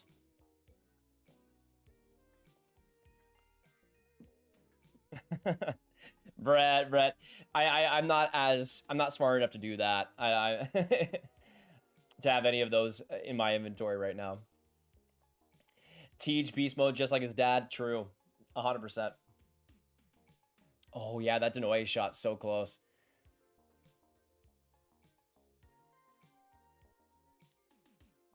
Let's see, just in case I missed anything. I've watched a lot of Oil Kings games, some in person. I've really liked Kieran, really thinking he has a future with the Avs. Yeah, he's a nice little, like, Buzzy Bee. I like him, at least in this tournament. I think he's played that role pretty well. Hage or Demidov will be so scary. Those two, man. Those two.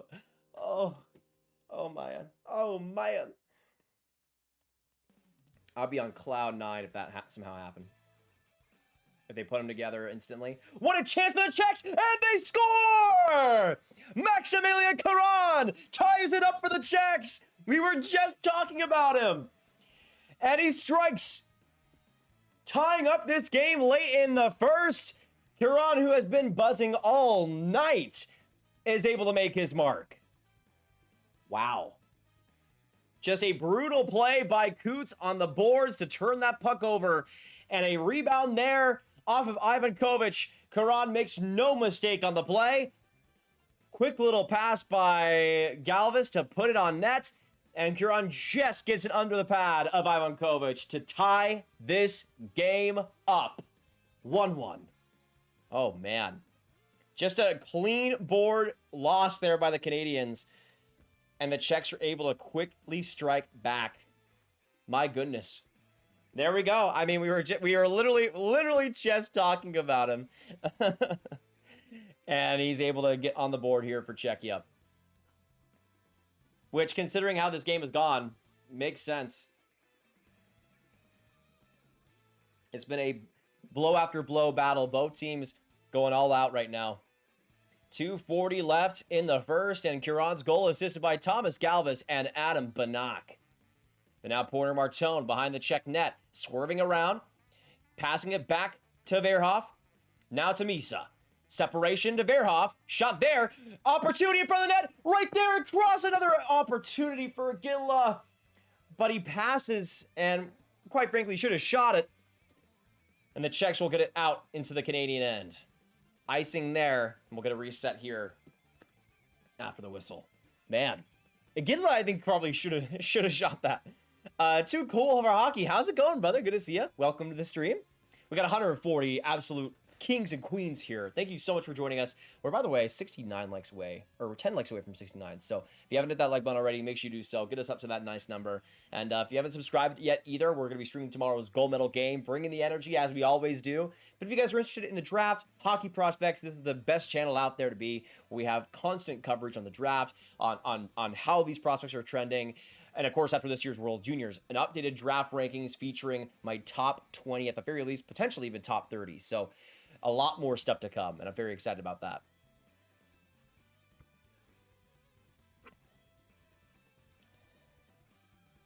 Czechia stuck in their own zone. Does find the outlet in Pajnika, though. And coming up, Novotny. Quick shot there off the blocker of Ivan Kovic and back into the corner. I will say, Novotny, I don't think has looked super impactful in this tourney, but he's looked a lot better tonight. McKenna to McKenzie. Right there, the chance, and the tip just goes wide off Luchenko. Oh, man, what an opportunity. And I think we're maybe Luchenko for goalie interference? What a... Man, on a silver platter, the puck for Jet Luchenko. Oh, McKenzie had a lot of mustard on that. And yeah, I think it's going to be Luchenko to the box for goal interference. Which, if anything, that's been the thing they've been the most stingy on in this tourney. I think he got kind of shoved, though. A little bit. Was it cross-checking? Or goal interference? Yeah, Andrew's saying it's cross-checking. That's a... Wait, that's a penalty on Luchenko for cross-checking? I thought it was going to go against the Czech defender.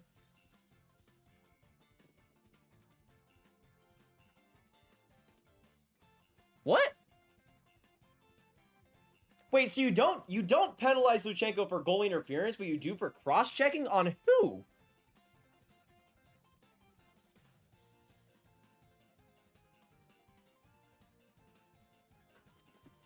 Anyways, Czechia has a power play here with 1:30 left.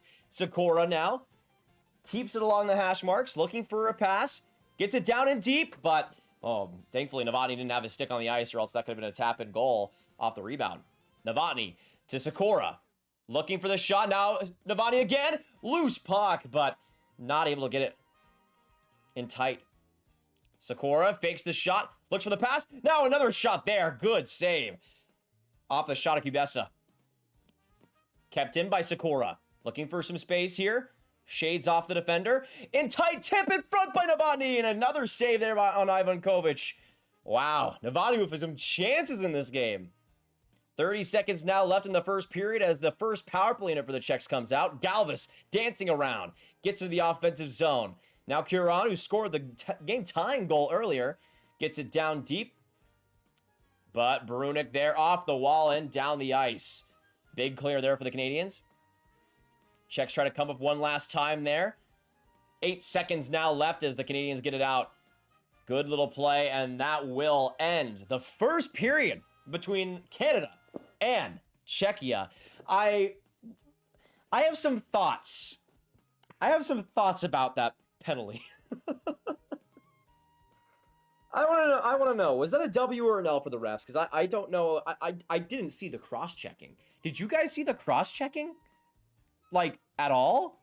Because I thought, if anything, Luchenko would have gone to the box for goal interference. But he didn't. But also, I thought the Czech defender was gonna go for cross-checking because he was cross-checking Luchenko. Like, would they penalize Luchenko for cross-checking the goalie? Like I'm trying to, like, go through the play in my head again, and I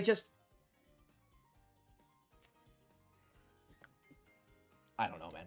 I don't know. Now, thankfully, it doesn't seem like the Czechs are going to be capitalizing on that for the Canadians. I will say this. I feel like I never see power play goals where you have time going into the intermission and then you see a goal afterwards, unless it's like 1:55 left in the power play or something.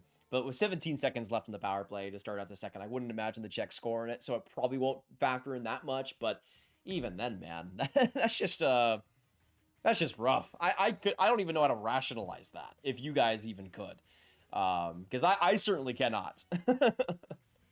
That's just strange, really, really strange. But yeah, we are now into the first intermission. Thank you guys so much for joining us here today. We are going to be here for the rest of this game, and it's a 1-1 tie heading into the first intermission. And yeah, it's kind of crazy. Yeah, 17 seconds left, Cameron. I'm back. What was that call in Canada? I don't know, Riker. I'm flabbergasted. I am truly flabbergasted. Patriot, if McKenna goes this entire game, the argument for Stemmer going first will only grow. I mean, he had a nice pass to McKenzie for that almost tip-in goal on Martin. Like, he's had his moments, but again, this is another Gavin McKenna game. He hasn't been much of a factor on the boards or turning pucks over or being much physically, but yeah. Man, I'm Czech, and it's just not. But to be honest, both goalies kind of died. Yeah, a little bit. I would agree with that. Yeah, I really hope Martin is okay. True. Have we gotten any updates on that? Because I know he had some like shoulder issues earlier. It doesn't seem like he's played since then, at least from what I can tell, which would suck. It would really, really suck. Okay, but now we are going to get into our first intermission entertainment here, because I wanted to actually play some NHL quizzes with you guys. Now, we'll see how updated this actually is, but one quiz that I wanted to play with you guys was this quiz with NHL stats for 2026, and this is actually pretty interesting. Let's see if I can bring it up here. Give me a second, y'all. Give me just give me a second. I just need 1 second. All right. Here we are. There we are. Isn't that beautiful, guys? No, it's not. Sorry about it. Sorry, it's not super beautiful, but I'll try to make it as beautiful as I can. But yeah, this is just basically an NHL stats quiz. So it's basically like all the like points leaders for different teams, all of the points leaders throughout like different categories, and we're gonna try to name as many of these players as we possibly can before the next period starts. So we'll see how successful we are in that. But yeah, it'll be intriguing how it goes. Yeah, there's so many. There's like hits. There's like shutouts. So we're gonna have to go like all across the board with this one. But you guys can play along as we go through this and see how it goes. So we're gonna play it, and I don't know how updated this actually is. I don't know if there's like an actual date to this, but you'll have a good idea usually of what it will look like. But yeah, just like rating by points, and we're gonna try to just name as many players as we possibly can. So we're gonna have that to do. So let's make sure. Let me just make sure that everything is good from this. Is the stream good for you guys now? Because I think whenever I change tabs, it just ends up crashing a bit. But it should be okay now for you guys. All right, so we're gonna play it. We're gonna see how it goes. And actually, let me put up a timer here, just to make sure that I don't go too overtime. Yeah, I'll have the other game in the background just in case we do get into the intermissions, because I don't want to go in case. Satchel, it's the first intermission, so the game's not even going on, dummy. All right, yeah, it should be good now. All right, so you guys will probably see me being stupid. I don't want to. We'll do this together as much as we can. And we'll see how it goes. So let's start the quiz here. I mean, obviously, in terms of points, we're gonna go. Oh, it just auto sorted into Connor. Okay, McKinnon. Let's just get the easy ones out of the way, shall we? Oh gosh, we have San Jose, so Celebrini. We'll make him happen. In terms of points, we got. It thankfully tells us the team, so that makes it a bit easier. Let's go Rantanen, Edmonton, Draisaitl. And as it goes on, it'll be a little bit harder, of course. Makar, Natchez for Colorado. I'm just trying to go for the points as of right now. Kucherov, and then Dallas. No, Robertson, I would imagine. There we go. Okay, goals. Boston, Pasternak. And of course, as you guys have... Geeky, sorry. Geeky, Minnesota, Kaprizov. As you guys have... ones that you want to say, of course, put them in the chat so we can hopefully do this as quickly as possible. Yeah, let's go Johnston. Let's go Johnston for goals. Yeah, there you go. Detroit. DeBrincat. Yeah, DeBrincat. Florida. Florida, really? Reinhardt? Is Reinhardt on here? Okay, Reinhardt's on shorthanded goals. Let's just keep going. Montreal, let's have like no Caulfield. Suzuki, there we go. Detroit again. Raymond, for assists. Yes. Okay. We're back, ladies and gentlemen. Vegas assists. Eichel. Yes. Okay. I'm still needing that Florida 20 goals. Who scored 20 goals for Florida this year? Who scored 20 goals for... Is it Marchand? Marchand scored 20 goals? That's crazy. Leia, thank you so much for the $5 donation. I appreciate that. I'll get to your donation here in a second as we keep going. Defenseman points. Okay, let's go. Werenski, Hudson, Bouchard. Let's see. Okay, I think we're doing well. I think we're doing well so far. We're doing well. Heiskanen for Dallas. Washington. Washington assists. Washington is defenseman. Chikrin. No. Carlson? Carlson has 29 assists already. Okay, Morrissey for the Jets. For Detroit, Sider? Yeah, okay. Buffalo, Darlene, of course. Okay, defenseman goals. 10 on St. Louis. Is that Falk? Yes. Okay. Schaefer for the Islanders. Yeah, only 9, so it's a bit outdated, but we'll make it work. Jake, this is NHL stats for 2025-26. And we're trying to go we're trying to get as many as we possibly can before the second period starts. Okay, 8 defenseman goals for Tampa Bay. Isn't it Radish? He's been scoring. Yeah. There you go. So no more Darlene. Samuelson? No. Power? No. 8 goals for the Sabres from a defenseman. Who else? Is it not Darlene. It's not Power. It's not Samuelson. It's definitely not. I'm gonna get back to that, I think. San Jose. Klingberg? That's crazy. Defenseman assists, we'll go Hughes. Rangers, well, let's go Fox. Okay, rookie points. This is my jam. Demidov, Seneca, Washington, Leonard, Montreal, Kapanen, Detroit, Finney. I got him. Vancouver rookie points. Oh, what's his name? Oh no, what's his name?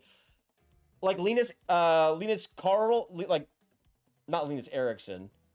Like Linus something. What is his name? Oh, Byram for Buffalo. Good one. Yeah, we're trying our best on this. I'm just gonna try to get these first 2 rows. Vancouver. Man, what is this? It's like, I thought it was Linus Carlson. Is it not Linus Carlson? I guess not. Rookie points. Anyways, for the Devils, Gritsuk. Chicago. Is it Green? No. Oh, Levshinov. Okay.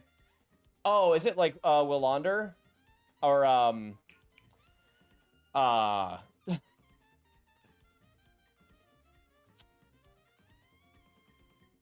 what? It's not Willander. It's is it Petter? No, he's not a rookie. It's not Lekaramaki, is it? No, I don't think so. And then Nashville would be Matthew Wood, right? Okay.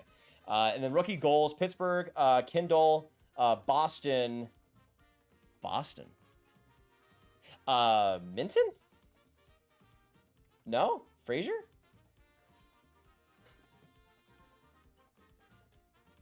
Not Minton?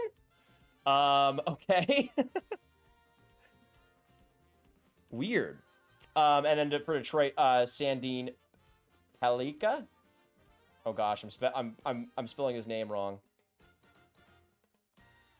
There we go. Okay, Axel Sandine Pelika. Carolina will have Nikishin. Okay, so I have a couple of ones on the rookie side that I should have. Oh, Steves? That's a good shout. I guess he's a rookie. I guess he's a rookie, maybe not Calder eligible, but yeah, Linus Carlson? Is Linus? So it's not, is it not? Who has 17 rookie points for the Canucks this year? Rookie, like, who? Who is this man? And 13 assists? It's not Lekaramaki, is it? Not, oh, like, okay, strange. Plus minus, is Brock Nelson on there? A bunch of Colorado. Lekanen, there you go.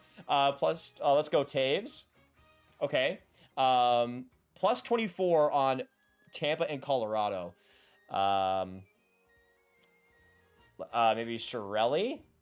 This is we need to get this mystery Vancouver player that's just like, out of nowhere. And then the rest of this plus minus.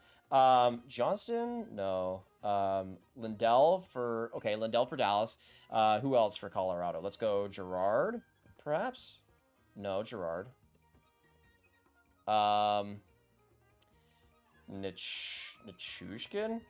No. Who else would have a high plus minus on Colorado? Like, basically the entire team, obviously, but, like, Ross Colton? No. Oh, Buum!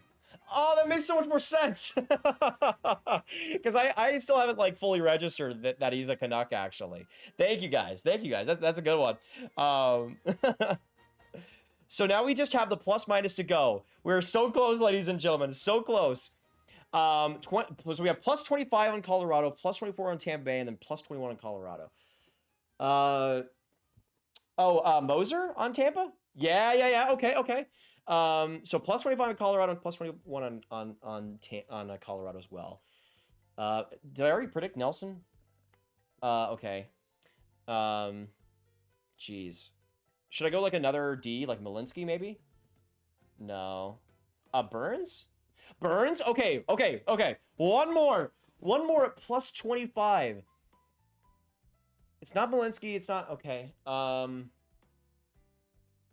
man. Who is this? Who is this mystery man? Oh, who else is on Colorado? Oh. We already did Taves. Just to confirm. Yeah, Taves is not on there. Or he is on there at plus 23. Man, this is tough. Like, I'm trying to, like, is like Kelly, like, what, Parker Kelly? Oh, Landeskog? No? Are you serious? Manson? Hey! We did it, chat. We did it. Let's get some claps, shall we? Let's get some claps. We did it. We have officially done it. The quiz is now defeated. I'll put some dabs in the chat because that's funny. But we got it done in about 10 minutes. I think that's pretty good. Chat. We got 130 out of 300. Now we could go to like power play goal. I don't know if I want to do all that. But yeah, I just kind of want to do some fun little quizzes during the first intermission.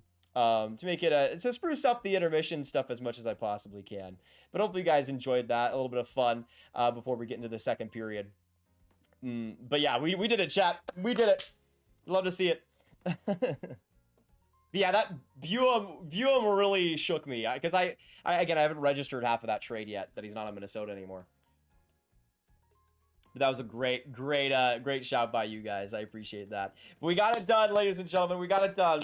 The first 2 rows. Which basically means we won in the end. We did it. We did it, guys. We did it. Joe, we did it. Klapka, probably penalty minutes. That's actually a good shout, too. Yeah, exactly, Riker. I forgot that Buum's a Canuck, man. It's unfair. But yeah, I appreciate you guys hopping on and being such good participants there. We'll do something else like that during like the gold medal game or something. Hop on another quiz or something if you guys are interested in that.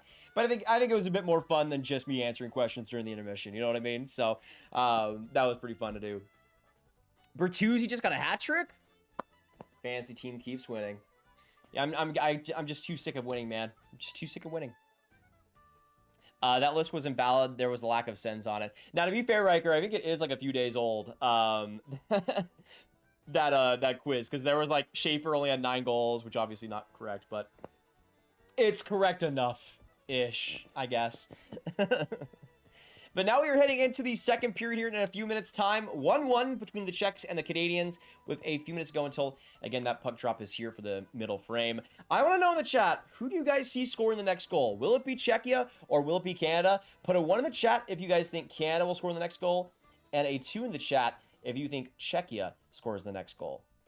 Now, personally for me, as you guys know, my 4-3 prediction is Canada, going Canada's way. But I actually think that Czechia is going to score the next goal here.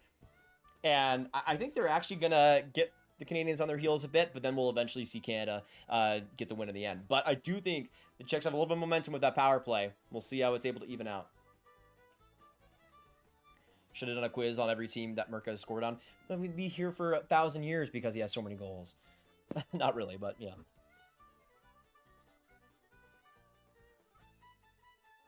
Sorry, I just had like the craziest sneeze of all time. Hockey Arcade, how's it going, brother? Good to see you. Hey, Grav, I'm back. Who scored for both Canada and Czechia? It was TJ Ginla for the Canadians, and then Maximilian Curon for the Czechs. Okay, we got a good mix here between the Czechs and the Canadians. I like it. I like it. And again, lock in your next goal prediction there. Leia says 3. I'm not sure what you mean about that. Nobody scores another goal again. Maybe. I mean, both goaltenders are playing pretty well, so I could see it. We got 120 beauties here. Thank you guys so much for joining us. Hit that subscribe button if you haven't already. Let's keep the stream bumping. You guys have done a great job keeping the energy high, and we're going to be here all throughout the rest of this game. It's going to be a beautiful one. It already has been. Some really good opportunities. And a few seconds to go in the Czech power play to start out this second period. But again, lock in your next goal predictions. I'm going to say for the player, we're going to see NESRSIL get on the board for a big goal here to make it 2-1 for the Czechs. That's my prediction. But if you guys want to go a bit further, let me know who you think will score. Not just the team, but the player as well. But the Canadians dump it out of the zone of a few seconds left. That will be it for the Czechs' man advantage. You're going to check now to Sikora. And now into the corner, fighting for it with Aitchison. Trying to get that loose puck is Luchenko, and he finds a way to find O'Reilly. And to the Czech end. Luchenko, great steal! And Orsolak just able to get a piece of that. Now Danford around the net. Good work here by Baudouin. Back to the point for Danford, though whiffs on that shot completely. Hey, who subscribed? Thank you so much for subscribing. I appreciate it. Classic who subscribed moment. Brady Martin is off the bench and in the room still. Ooh. Interesting. Yeah, that's a huge blow for the Canadians considering how good that line has been. Oh, I literally just saw who Sonia, thank you so much for subscribing. I saw it on the replay there. Appreciate you and welcome to the Grav gang. It's good to have you. Perek, pressure in the corner. Good work by Ginla to scrape it out though. And Martone are on the boards for Ginla again. Up the ice, you'll find Misa. Now to Perek, entering the offensive end. But offside, and we'll get a whistle here. It's been a bit strange, the pace of this game so far. A lot of offsides, actually. 3 is mostly, I'm just here, so I won't get fined. True, true. I see you. Mateo, my prediction was 4-3 Canada to win, but with the Czechs, you can never guarantee anything.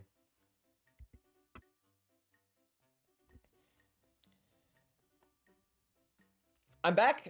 Go Carter Bear. Hey, Irvine, good to see you today. And yeah, has Bear played much in this game?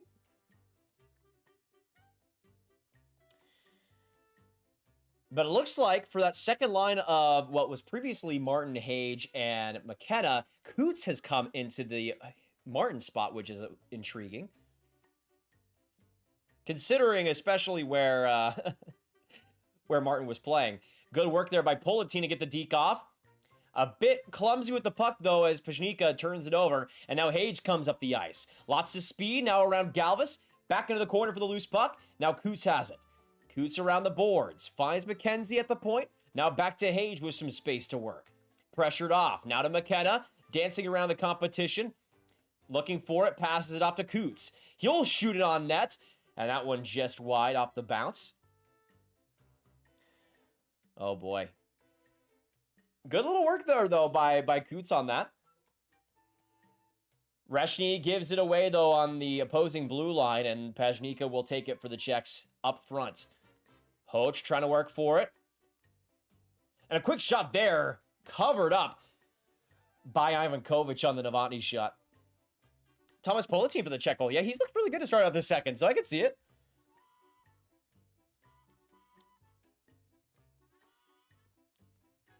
Let's see. I'm convinced Grav will hate Mirka after seeing all my chats about him. No, don't worry, brother. I was big on Mirka last draft cycle, so you could never.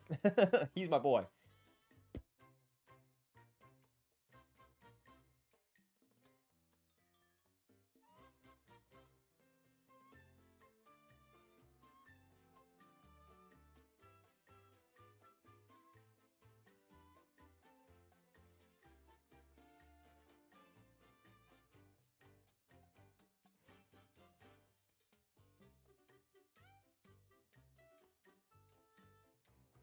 Oh, mic muted. Just realized. Sorry, guys. Behind the net, able to get it is Danford, but good work by Novotny to shade him off of his physicality. Put some bumping into the rump here on Danford.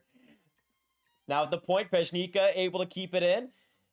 Pressured there by Aitchison in the corner. Danford now off the boards, kept in by Pezhnika, and a quick shot there. Rebound in front, and almost able to score. Oh my goodness, Tittlebach with an amazing chance, just not able to put it home. Pezhnika to Tittlebach, and he scores!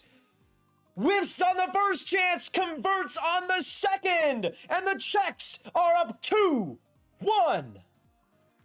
What a play there by Pezhnika to pinch. Gets the perfect pass across, and Tittlebach is able to make no mistake. Wow. What a play by the Czechs. Novotny off the board, gets it across. Pezhnika, after the shot attempt, whiffing on it, gets that pass across to Tittlebach right around the slot, left all alone by Aitchison, and a perfect shot to put the Czechs on the board once again. Wow, man. Wow. The board battle, almost a carbon copy of the first goal. The Czechs outwinning those battles, and it creates the 2-1 goal. My goodness. My goodness. Wow. What a goal there by the Czechs, and they put, as I predicted, now a 3-on-1 for the Czechs. Coming right up is Sikora. Whiffs on the pass, on the shot though, had a golden opportunity and is way too patient with the puck. And back down the ice for an icing on Canada. Oh man, Czechia. Oh man, they're putting on the pressure right now. MulBegel, what's going on? Good to see you. Also, I completely forgot. Sorry, Leif. Let me get back to your donation. Can we raid Tom after the quiz? I'll post the link of the stream in the chat if you want. Yeah, once the game's over, if he's still streaming, I'll definitely do that. That'd be fun. Brady Martin will not return tonight. Is that true, Peyton? Oh my goodness. Can somebody else confirm? Because, wow, that would be devastating.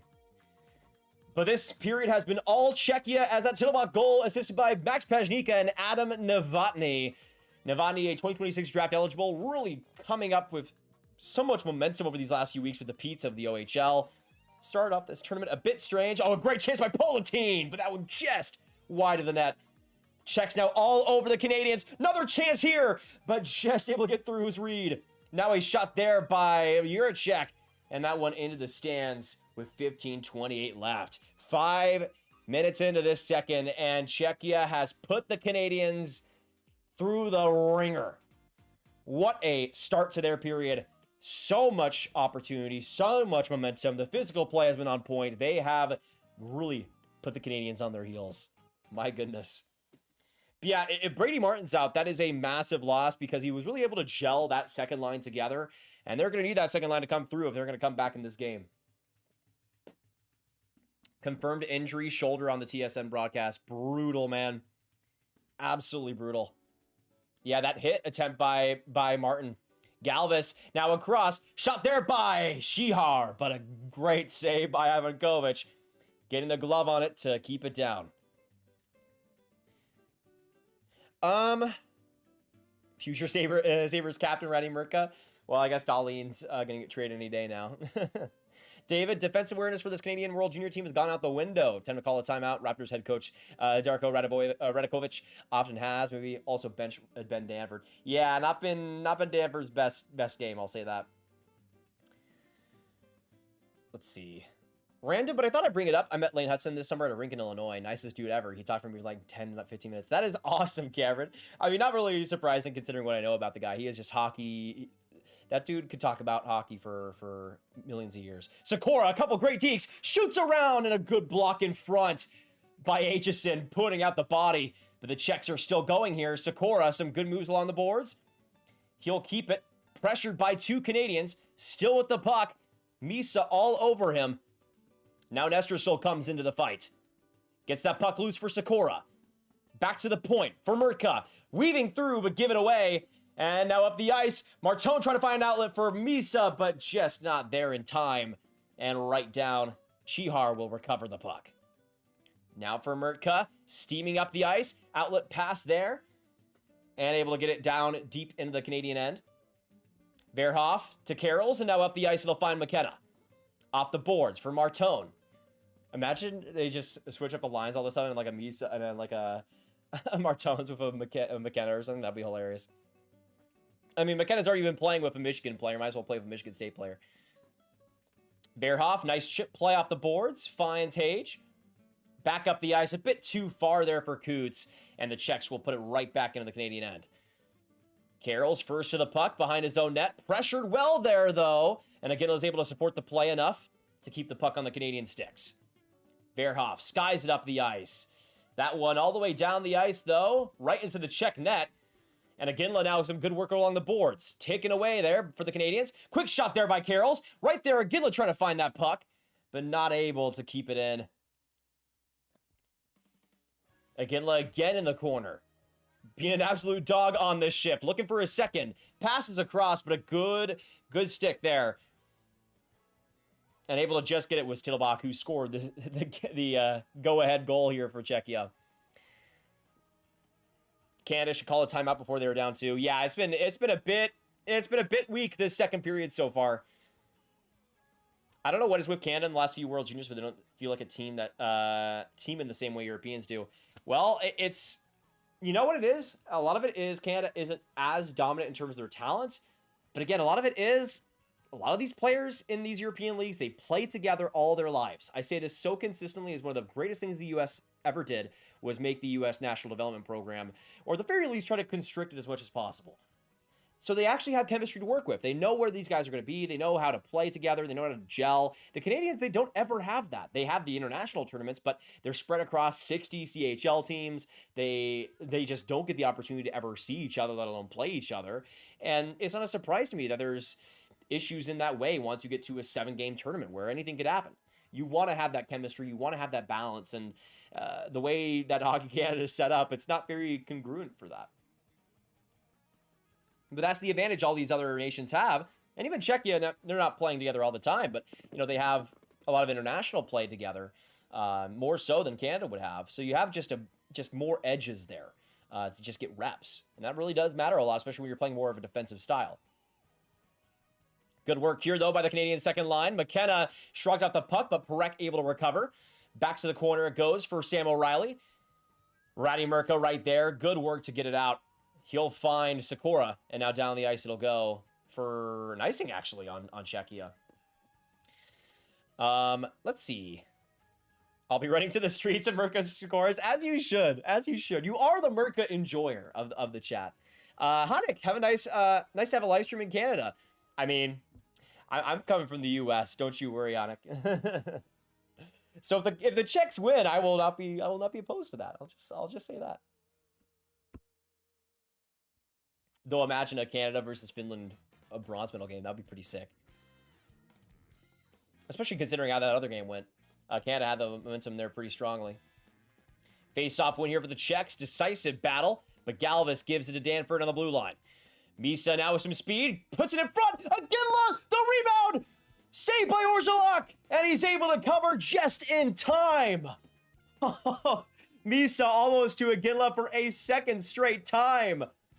Oh, and Martone's down on the ice. What happened?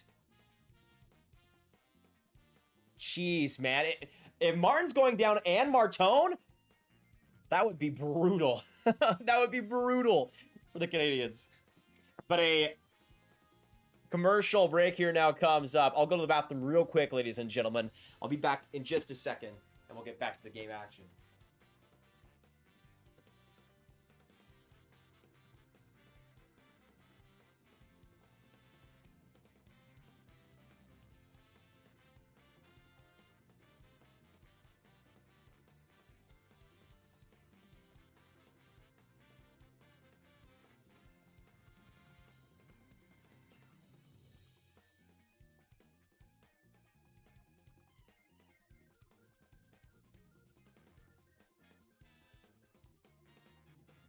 All right.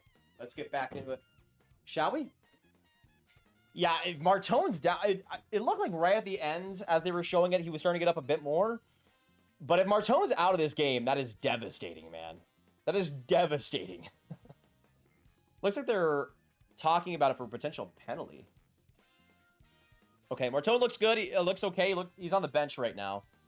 But yeah, it was the play after the whistle as Martone was going deep into the Czech net.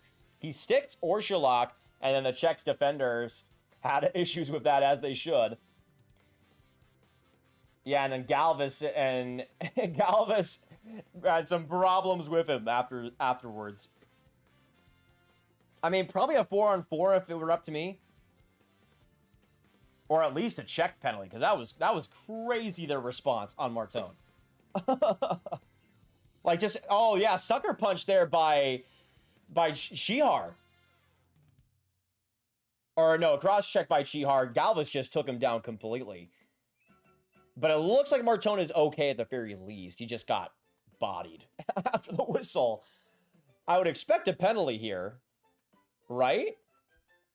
Right? No? All right.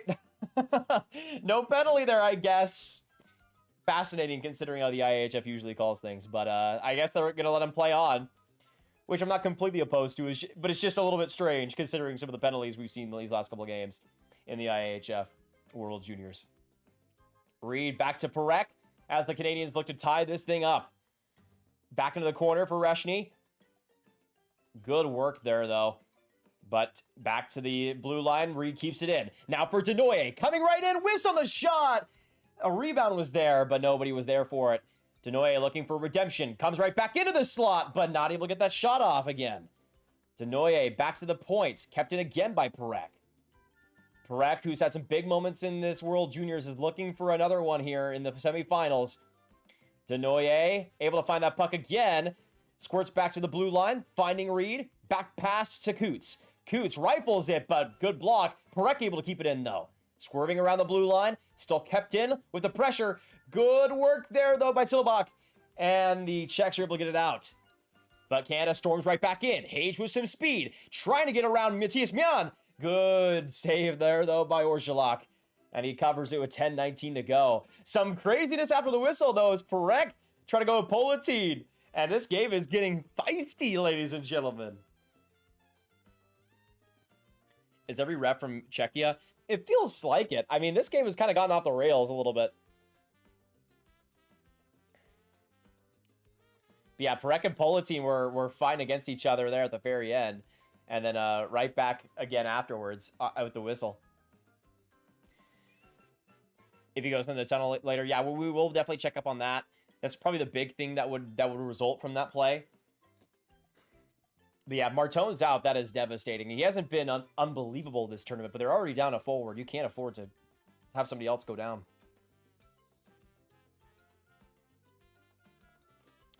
Let's see. Okay. Perek would get smacked if he tried to fight a Czech. Yeah, I don't know if he's the greatest fighter in the world. I'll say that. McKenna, good speed, finds a good opportunity there for a shot. But a good save by Orszalak. And now Novotny streaking up the ice. One man forecheck here. Now Hage with the puck. Shoots it right up. Able to find Coots for the outlet pass. McKenna tries to go right back to him, but given away there. And Czechia is able to get it out. Canada now skies it into the Czech end. And now Juracek almost stolen there completely by Hage. That would have been a lone breakaway, but it went off his skates awkwardly. and down the ice, thankfully for the Czechs. That would have been brutal. That would have been so bad. That pass. My goodness. Brunick with 9:26 to go in the second. Quick shot there, and Orgelat will cover once again. Oh, I mean, here's the clean and simple facts for you right now, guys. Canada is on pace for 12 minutes, or 12 shots in this game. Canada is on pace for 12 shots in this game. The Czech defense has done a great job limiting the options and in a lot of ways clogging again that slot that always has seemed to be an issue against teams facing the Czechs. That slot is covered and kept secret. But that's even crazy. I feel like Canada's had more shots than 6. Good takeaway by Aginla. But Porter Martone back on the ice. Love to see that. So we're not sure about Brady Martin yet, but at least Porter Martone is back on the ice here for Canada. Carroll's some pressure there. Not able to get out of his own zone, though Misa is able to get some support there. And Verhoff's slap pass gets it out. Now a 2-on-1. Aginla with Misa. Aginla shoots, and Orgelat. The save right into the chest. Aginla was looking for that second, though. But Orgelat was able to make it happen. Canada got a shot. It's true. It's true, Andrew. Husnax, welcome to the stream. It's good to have you on here. Hopefully you're doing well. Appreciate you coming by. Yeah, I'm going to say my 4-3 Canada prediction probably is going to happen if they have 12 shots in this game. Just a hunch. Though maybe they're on pace for 13. When you think about it that way. It could be a lot better. Right, Braden Martin done for the game. That's such a brutal blow, man. I mean, the shoulder, too, is just... That's not what you want to have for both this tournament and in the future, too.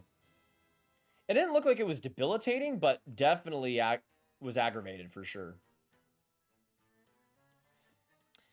Yeah, man, Czechia, the way they play against Canada is just... I mean, when it actually matters. Obviously, like, preliminary game, whatever. But when it actually matters, man, Czechia, they are just... they are just... Oh... As Canada looks to work through this, they have a few minutes left in the second period to try to gain some momentum here. Canada making it a 2-2 game with 0.1 seconds left in the third period. America scoring the winner, and a 20-round shootout will be peak. Well, I guess we'll be here for like 6 hours if that's the case, but I'd kind of be here for it. Why not, man?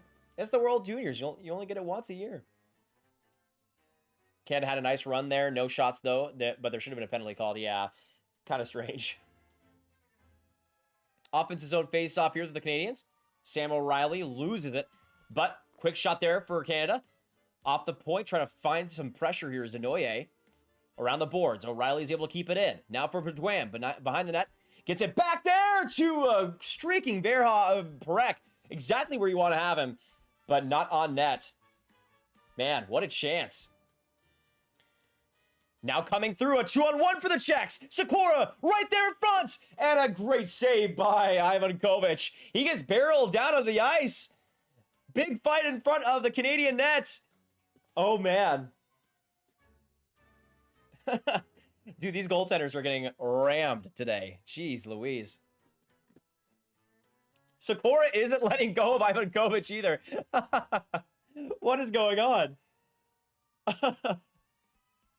Sikora has to get, like, completely pushed off of him to even get him off the goalie. I mean, I feel like that has to be a little bit of goalie interference. I mean, like, just a little bit. Jeez.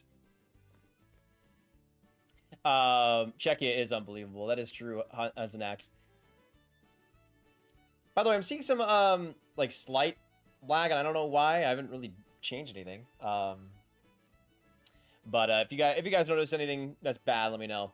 Yes, Peter Sikora going to the box here for the Czechs. And as we saw earlier, the Czechs had a lot of momentum.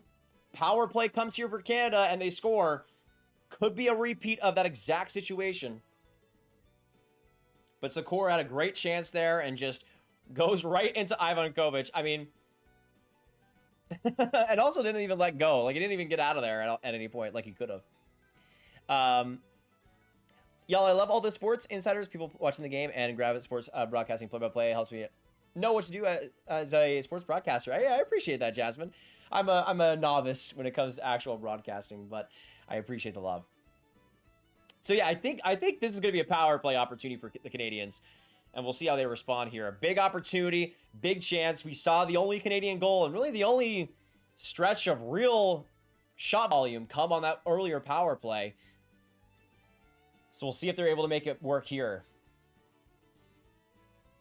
Oh yeah, that Perec shot earlier just off the shoulder of Orgelock.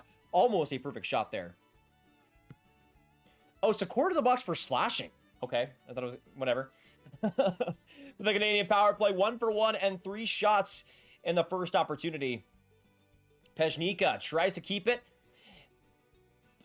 Pinched by Kuram, but the Canadians somehow are able to keep it in the zone. Hage, good pass across. Now for Reshny. Back to Perec. Now Hage at the blue line. He comes in. Deeks finds some space. Shoots off the post with a shot. Oh, another save by Orgelock. And they score. It looks like they scored. Did they not score? The refs are talking about it. They're going to review this. It looked like Orgelock saved it, but at least a penalty is coming here against Tomasz Politin. So no goal, but a 5-on-3 power play here for the Canadians with 1:39 left on the original one. Politin, my goodness. So Hage, with the incredible deke, shoots off the post. Then a great chance for Perec, and Orgelock somehow, some way, is able to get the blocker on it. And then right afterwards, Politin skies it into the other stands for a delay of game. A hectic few seconds of hockey, and somehow the Canadians are able to score. But this Canadian power play that has been so good is now going to have a big chunk of time on the 2-man advantage to really make this interesting. Wow, we'll see. We'll see. Big opportunity here. Reshny on the draw. He wins it. Back to Perec. Right there for McKenna. Across. Hage! Oh, what a chance! Loose puck there! Somehow, they weren't able to score on it. I don't know if that hit the post or what happened. But somehow the puck stays out. McKenna now in transition. Enters the zone. Gets it back to Perec on the blue line. Now to Hage. Looking. Passing. McKenna right there looking. And Perec the shot. Save Orgelock. He keeps the Canadians off the board again. Oh, man. Wasting no time are the Canadians. Setting up on that power play. I love the urgency, but Orgelock has been able to stand tall. Oh my goodness, Orgelock, are you kidding me? Wow. What a save with the armpit on Hage, and somehow that stays out. Jeez Louise. And now 1:13 left on the 2-man advantage. Hage with the face-off win, back to Perec. Now to McKenna. Doesn't shoot it. Looks. Keeps it going. Shoots the puck. Orgelock save. Rebound there for Reshny. Stays patient with it. Hage now to Perec. Looking. Pass across. Perec again. The shot. And it squeaks into the net. Zane Perec comes through once again. And this game is tied. Reshny, it looked like, might have had the tip in front of the net. Could have been a Flames to Flames connection. But either way, they're able to maximize the power play. Wow. Just pure chaos in front of the net. Perec, with the wide open chance, might have bounced off of Reshny in front of the net. And I think it went off his leg or something and just bobbles in. They don't ask how. They ask how many. And Reshny off of Perec's shot. And they're able to find a way to tie this game up. Wow. What a crazy turn of events. And still 1:15 left on the power play here for Canada. With an opportunity to come up and get the lead. Wants more. We'll see if they can do so. But yeah, that's the Flames connection coming up right there. There you go, Calgary fans. Big time on that goal. Now Misa to Aginla with a minute left on the man advantage. Around the boards, you'll first find Porter Martone with the puck. And now to Luchenko on the blue line. Now he finds Perek, who again at a big moment in another big game comes through once again. I mean, we talked about it earlier. I don't know if Hage could be the MVP. Perek could be the MVP for this Canada team. We haven't talked about him enough. He has been otherworldly. Perek a shot. Rebound there. Aginla now behind the net. Loose, it finds Misa. Back to Aginla now. You look for a pass. Looking for that seam. At the hash marks, you'll find Perek. Pass across. Misa to Aginla. Now to Perek. Shoot in front. Chance, and a tip there by Martone just goes wide. Luchenko trying to battle for it. You're a check to the bobbling puck first. Now 10 seconds left. Martone trying to pass it to the blue line, but it kept in somehow by Hage. Across to Whoa! Martone misses Perek on the golden opportunity. And now back to 5-on-5. Shot by McKenzie. That one goes up a couple bodies. And back to the corner it'll go. Man, what a power play chance there for the Canadians to get the lead, but just aren't able to strike. Oh boy. We are tied 2-2, 5:44 to go in the second period. Now coming up, McKenna the chance. He gets stripped off the puck. Great play. Fantastic defensive awareness there. Wow. Galvis now with the puck, able to skate away from pressure against Michael Hage. 3 Canadians deep on him. With some pressure there, he'll go off the boards. Kept in, though, off of Brunick's play. Good pressure again, though, by the Czechs, and they're able to find a way out. Polatine now from the blue line. Settles back. Right there. Great chance. Oh, and it whiffed completely. Oh, no. Adam Banach with the chance of a lifetime. And he just whiffs on the shot. And clearly offside there for the Czechs with 5:03 left in the period. Wow. Lucky Canada, without power play, they suck for real. I mean, it's one of those things where, yeah, they might suck a bit at 5-on-5, but that power play is so good, it almost doesn't even matter. Like, what are they at? They're probably at like 50% right now or something. It's insane. It's insane. This shouldn't be happening at all. But it's finding a way to happen, I guess. I don't know. Oh, man. I cannot believe it. How did that stay out? How? Those last few opportunities? Jeez, man. Just beautiful. Beautiful. But yeah, how are we doing now? That was just an insane sequence by a great power play. And we're now back to 2-2. Carbon copy situations, pretty much, where the Czechs are storming. They have all the momentum. They're looking fantastic. Canada power play. And then, yeah, everything starts to kind of fall apart. Though it definitely done that one once Polatine just had that brutal delay of game. And really solidified things for the Canadians. Back-to-back hockey games of the year. Good Lord, what a night of hockey. True, Peyton, true. Unbelievable what we're seeing tonight. Now that it is 2-2, though, I want to hear in the chat down below, who do you guys see scoring the next goal? Put a 1 in the chat if it's Canada. Put a 2 in the chat if it's Czechia. I want to hear who you guys think is scoring the next goal in tonight's contest. I'm going to go for Canada. We'll see how it goes. But this is going to be a wild finish. You already know. Hey, if I can get some overtime, I will not hate that either. I'm just going to say that. We got 150 absolute beauties in the chat. Thank you guys so much for joining us here today. If you're enjoying the energy, make sure you hit that like button, subscribe button as well. By the way, I think like 7 of Canada's 10 shots have been on the power play in this game so far, which is crazy. Czechia offside again. There has been so many offsides in this game. What is happening? Why can't these guys stay on side? Come on, guys. Come on. Come on, let's go. Come on. Yeah, that goal, like, off of Reshny's, like, leg or butt or something. I don't know what happened there, but found a way in. And that celebration by Perek. Oh, that dude is so good. We need more Zane Pereks in hockey, truly. That dude is just an electric factory.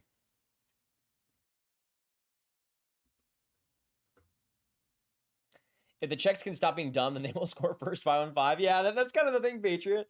Just don't take any more penalties. I mean, the rule book, the game plan should be pretty simple from now on. Goal is a goal, special teams or not. I'll take anything at this point. Absolutely, Andrew. No matter what happens. Now a 3-on-2 for the Canadians. Martone to Iginla. Hobbled off of the stick, though, and right up the ice. The Czechs will go with it. Darcenak gets it. Now Verhoff off the boards. Good little chip play, and that'll find the neutral zone. Now Carols will find it Iginla. Now across Misa! Going right through, but Orszalak able to get the pad on it to keep it out. Oh my goodness. Misa with the golden opportunity. Wow. Orszalak just had his leg out and was able to keep it out. Unbelievable. Yeah, I saw that too, Andrew. For some, it was like 10, and then like it just had a bunch of shots added onto Canada. I don't know if somebody made a mistake there or something. Very strange. Cameron Reid now behind the Canadian net. Finds Caleb Denoyer, and he'll try to get to Baudouin from the corner. Baudouin to Denoyer to Baudouin. I'm just going for the French accent the entire time. Sakura whiffs on the transition pass, but still is able to keep it. Now Nestrasil back to Juracek. A bomb from the point, but gets blocked right in front. Now Denoyer patient with the puck. He'll find Perek and bring some support onto the play. Perek now just launches it down the ice, but able to win the race is Sam O'Reilly coming out of the bench. Juracek first to the loose puck. Now up the ice, he'll find it. Now Banach. Though I will say, since that second Canadian goal, they've had a lot more momentum here with the puck on their own stick. New score prediction, 6-7 Czechia. I'd hope not for the goaltender save percentages. Truly. Galvis will just chip it into the corner. Trying to find Tittlebach there. It'll rim around. Curon with some pressure. Now Galvis using that skating, trying to get around. Puck loose in the slot. Tittlebach now to it first again. From the point, he'll shoot it. Good block, though, by Baudouin.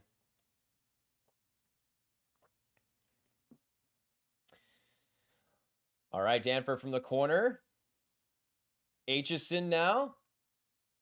Oh, big steal. Baudouin, Hage gets the puck back with speed and isn't able to get the shot off. Penalty shot coming here for Michael Hage. Oh my goodness. Penalty shot against the Czechs. Michael Hage, one of the last players you'd want to give up a penalty shot against, is able to get the stick check on Pezhnika and create the pressure there. Wow,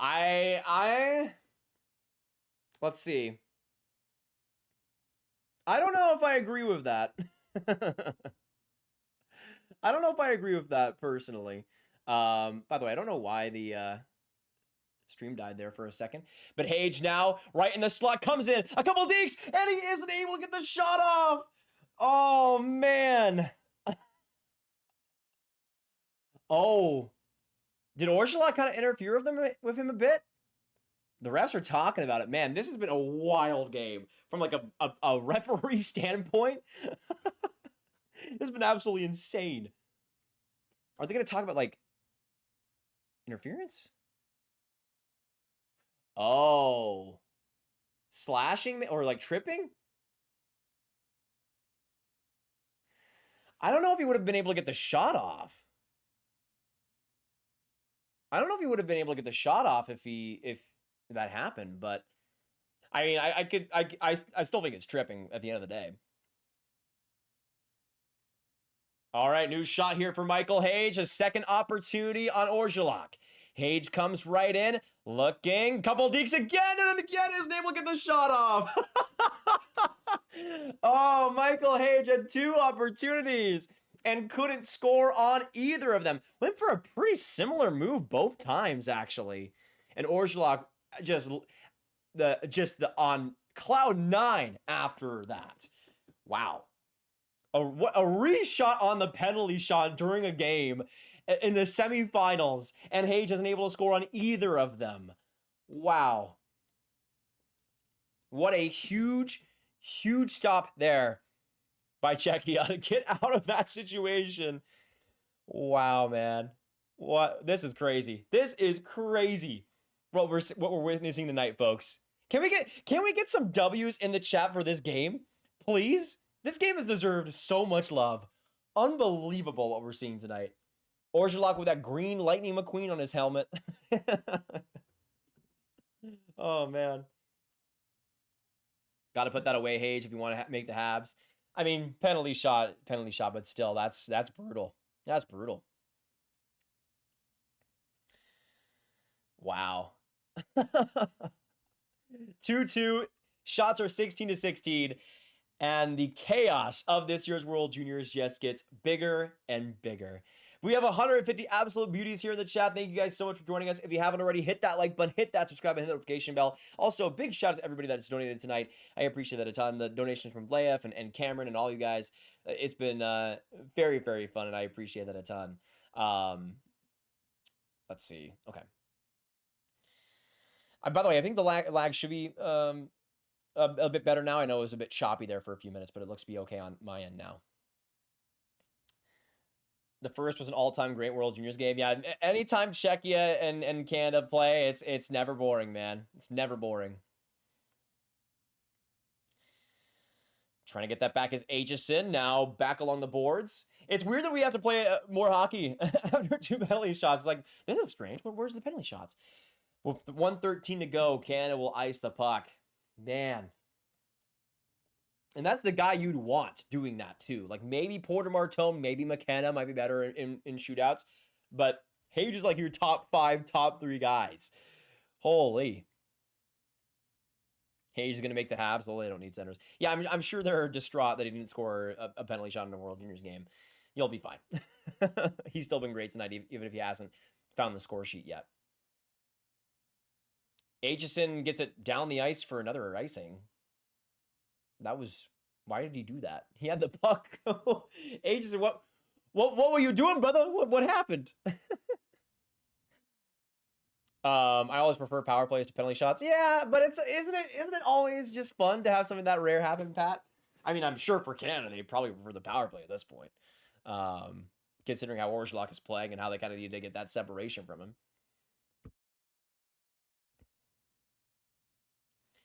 Curon now with the face-off. Win there by Pulatine. And big save by Ivan Kovic. My goodness. Hey, Cam with the $2 donation. Thank you so much, big man. I appreciate that. Can we get some love for Cam in the chat?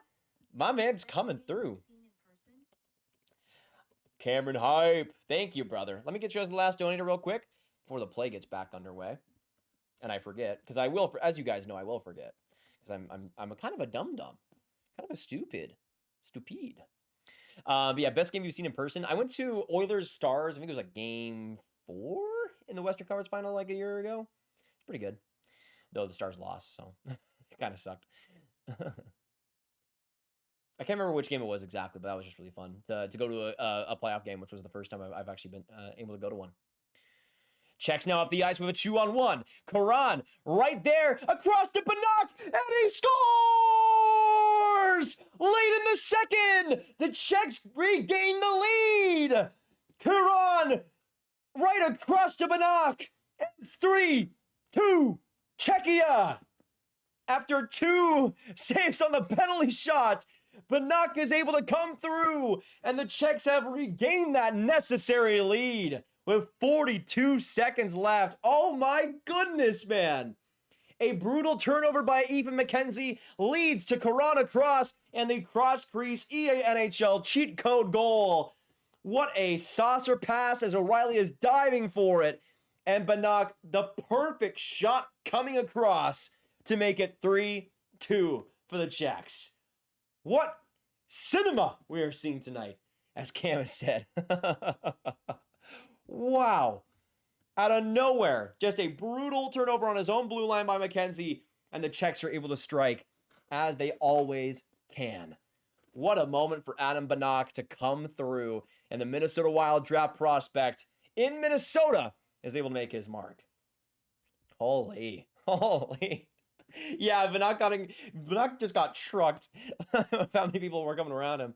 But that Banach goal assisted by Maximilian Karan and Tomasz Politin Kurat has been unbelievable in this game for the Czechs. Factoring in, of course, in the first goal and the third goal here, he has been legit up to this point. Coming up in the big moments. Wow. 23 seconds left as the Canadians look to respond heading into the third. Perek with a shot there off the body of Chihar, and back to the corner it'll find Martone. Good work there, though, by Fleecegerald. And to the middle, it'll find a streaking Nestrasil. Nestrasil to Chihar. Back around, almost deking around Perek. He'll get the loose puck behind his own net. Or behind the Canadian net. Couple of seconds left. Last chance there for the Czechs, but no shot comes from it. They'll take it, though, heading into the third period as the Czechs take a 3-2 lead into potentially the final frame. Man, this game, this game has been insane. Oh, I just can't even believe it. It has been so good, so chaotic, so rambunctious. You know, Finland, Sweden is hard to top the game we just saw earlier, but this game is on track to be right at that same level, ladies and gentlemen. Oh boy, we got some good hockey here tonight. Man. And thank you guys so much for joining me so far. We are going to be right here locked in for this third period, so do not go anywhere. Appreciate all you guys jumping on. We got some beauties. Let me shout out everybody actually right now in the chat if I can. As of right now, and again, you gotta say something in the chat to actually be a participant on here. But we got right now Cameron, we got Dansky, we got David, we got Felix, we got me, who's pretty ugly. Unisex, we got Jasmine, Mirko, Enjoyer, we got No Hockey, we got Patriot, Peyton, Pickleball Pat, Samurai King, Speedamon, and then Wheel of Time. Thank you all so much for joining us here today and being a part of this wild ride, because it's been a bit strange. This game has been a bit crazy, but we're here as we always are, because we're gonna have some fun. We're gonna continue to have some fun tonight. So yeah, stop by, say hello if you haven't already, and let's keep the good vibes going, shall we? Man, we'll see you, Jasmine. Thank you so much for coming by. As I said, as long as they can stop taking penalties, we're gonna win. They're way better 5-on-5, and that's been the case 100%. Patriot. I mean, what the Czechs have done so well for so long is capitalizing on your mistakes, and they've done exactly that so far. That period is heartache-inducing. Yeah, Riker. Jeez. To all my okay, vibe check. To all my Canadians right now, what are your stress levels on a scale of 1 to 10? Because I want to know. As an American, I'm doing great. I'm chilling, bro. You kidding me? I'm doing amazing. Not great, of course, after 2 days ago, but as good as I can, you know? As I destroy my entire setup. But that's why I need to know for the Canadians, what's going on right now? Are we freaking out? You guys think we're going to tie it? I mean, I'll say this. My prediction was 4-3 Canada. So if they get 2 straight goals, there's Bob's your uncle. I don't know. We'll see what happens. But I'm still going to try to stick by my prediction as much as I can. As long as it hasn't been broken, of course. Fearless prediction, Hage is going to have a great third period. Oh, that would do a lot for his reputation, considering it's probably in the gutter right now. Though I will say, like, again, if we're talking about the MVP race and everything, Hage has come up clutch in a lot of ways so far this tournament. That was a great opportunity to really put the pressure on Czechia, and it wasn't able to capitalize. So things like that matter in the end, obviously. Not just for MVP, but of course how far they go. The Czech players, or sorry, I already said that. It really is. Heart rate is above 120 this entire match. If you don't mind, I hope you're doing okay, man. Get one of those heart rate monitors and check back with me. By the way, if you guys are enjoying the stream, hit that like button. We're at 77 right now. Let's try to get to 100 before the stream ends. It really does help the streams get out there to more folks and to more people that might be enjoying the stream. So all of that really, really does help. I remember when us Europeans feared Canada and viewed them as this Goliath, how the mighty have fallen. I mean, well, Patriot... There's still 20 minutes left, dog. Still 20 minutes left, of course. But there's a way to win versus Canada. I think the blueprint has been paved by Czechia, really.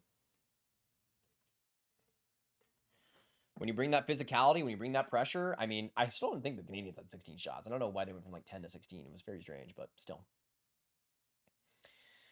Jakub Czechia is better at 5-on-5 most of the time. Sorry, not sorry. I mean, that has been the case. Just for the Czechs, do not take a penalty in that third period. Do not do it. Don't even think about it, big dog. You can't. If that happens, then it might be a different story. But yeah, 5-on-5, it's been a little bit intriguing, this one so far. Need Misa to show up. Yeah, I mean, it's gonna be fascinating to see how that first line responds. Especially Martone, who's kind of been getting bullied a little bit in this game. I will say, like, I've been a bit, like, now heading into the third period of the semifinals. Excuse me. I'm not afraid to say that I think Martone has probably been my most disappointing player of this tournament.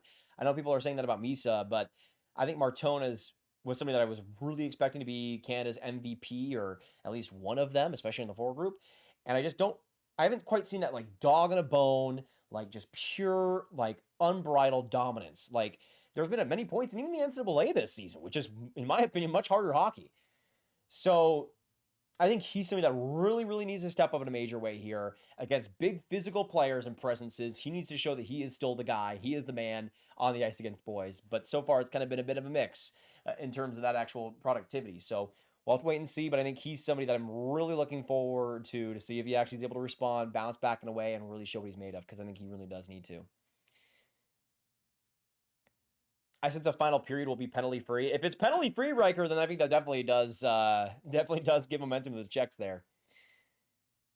But also the rest were very whistle-happy, like Sakura slash, excuse me, where is the slash? Yeah, both of these games today have been a bit inconsistent in their penalties. It's been a little bit strange. Not even a little bit. It's been really strange. Misa's been way more disappointing for me, considering Misa's playing in the NHL and Martone isn't. Yeah, but I feel like, again, this is the thing that I think what we learned, especially with Canada these past few years, is that they've had a lot of guys come back from the NHL and play, but they've never really been dominant, you know? Like, they've never really been what you'd expect them to be. That's not indictments on them either. A lot of those guys have turned out to be really good players. It's just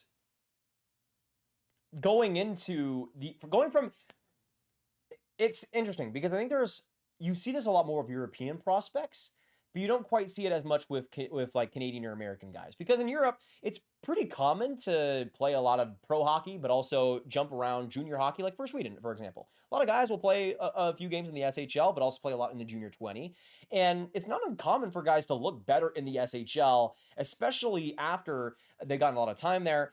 And then once they go back to the junior 20 level, it's almost like a bit small potato situation. Like, they're almost a bit like nonchalant about it. Like, they're not quite putting in as much effort as they maybe could. So to me, it might be a similar situation with guys that are that have played in the NHL going back to the World Juniors. Because again, it is a different game. It requires not more, but it requires a different type of style to really succeed. And I think in ways, it's kind of hard to make that jump down. It's strange, because it should be much easier if you're an NHL player. I think everybody expects an NHL player like a Misa to come in and dominate the tournament. But that, again, hasn't really been the case ever. Like, not very consistently, at least. Like, I'm thinking back to like a Matthew Poitras or like a Shane Wright, who I don't know if he was in the NHL, but he was hovering around that range. Like, guys like that, like, it's been like, they were okay, they were fine. Wright was pretty good, but not like dominant by any means. So it's interesting, because I think you don't really get to see Canadian guys go from like different levels like that until now, of course. But for European guys, that happens all the time. So maybe that's also another thing, is that for European players, they get the opportunity to jump between levels and really get the balance of that and figure out what works in different leagues. Whereas for Canadian guys, not really, especially in Amisa's case, who has only played NHL games this year. So maybe that's something that factors in. I don't know. But that's maybe something that I think, again, if we're talking about the difference between the systems and everything, is maybe something that, again, kind of gives the Canadians a bit of a disadvantage. Canada got too cocky and they're playing in the price. I mean, again, guys, we have 20 minutes left. 20 minutes left in this game. I don't want to say anything, because we all know what Canada can do, especially when they get that power play. So we'll see. Czechia is playing like the better team, and they're playing dirty, which is PMO. I hate dirty teams. I mean, you hate dirty teams unless your team is a dirty team, then you love dirty teams. That's at least how I see it. That was such a brutal timeout at the end of the period by McKenzie. You can't, or a turnover by the end of the period. You just can't do that in the final minute. Yeah, and very uncharacteristic turnover there too by McKenzie, because he's been pretty consistent in this tournament and kind of more of a depth role. I thought he's been very solid and reliable, but that was a complete gaffe, 100%. Martin injury has really hurt Hage and McKenna so far. He cleans up the net front area for him. Them, yeah, I would agree. So, especially like the board battles, those puck battles that you need to win. They don't quite have that guy, which is why they try to put like a Coots in that role, but I don't think he's been necessarily perfect in that role either. So it's been a bit of a circus there trying to find the fit as Martin's out. All right, so third period should be starting in a few minutes' time. I'm gonna go to the bathroom one last time here to lock everything in, and then we should be good for the third. See you guys in 1 second. Also, hit that subscribe button if you haven't already.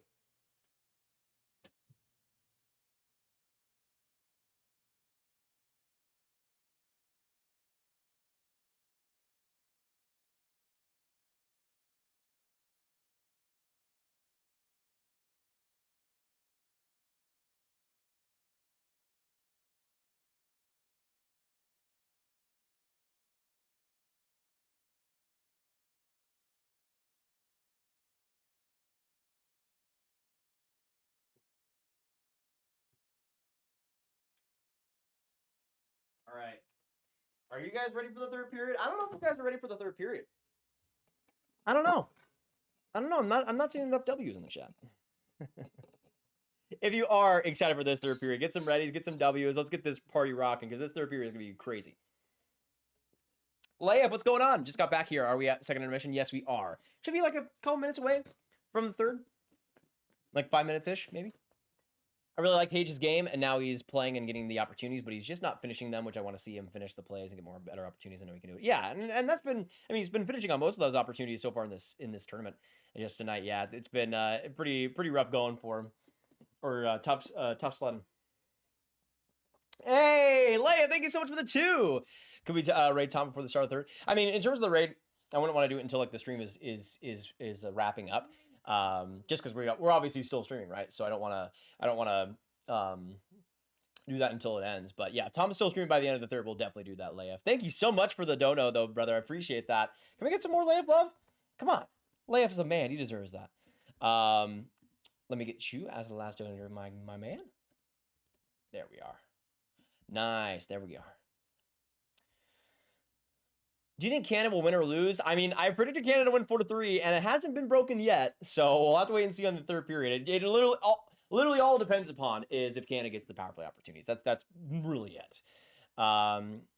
If we win, we play Sweden, right? Yes. So whoever wins this game plays Sweden in the gold medal game, and then whoever loses faces off against Finland in the gold medal or the bronze medal game. Canada's power play is about 50% for the tournament, so the moral of the story is don't take penalties. It's all pretty simple. The pressure causes penalties. Yeah, of course, Pat. And they've been doing a good job in creating those pressures, but yeah, 5-on-5, it feels like a little bit of a harder sell so far. Let me see. I think it's the age. They can bust early, but when you give them even a year extra in the age, how they really grow. Yeah, I'm personally way more into the motto of over seasoning your guys. Especially when you're in a position like San Jose where you're not really competing for much, even if you are in a playoff race, sure. This isn't your year to win the Stanley Cup or anything.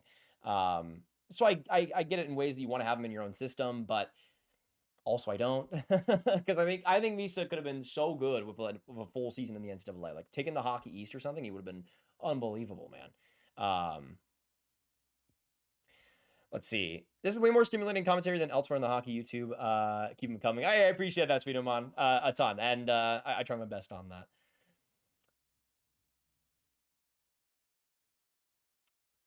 Oh, yeah. I think it depends on the platform, too. Because I think on YouTube, it's harder to get people back into the streams. At least from what I notice. That's a good prediction, 4-3. It's a great bet, and definitely can see Canada tying it, winning it. Yeah, I mean, this was my prediction before the game. To be perfectly clear, Habs absolutely hockey. So far it's looking okay. We just need Canada to score a couple more goals.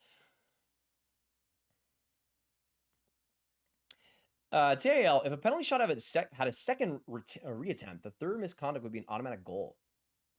Oh, yeah, definitely don't trip Hage again or Sherlock. Wow. Let's see. Y'all would lose to Sweden. Ooh, Czechia?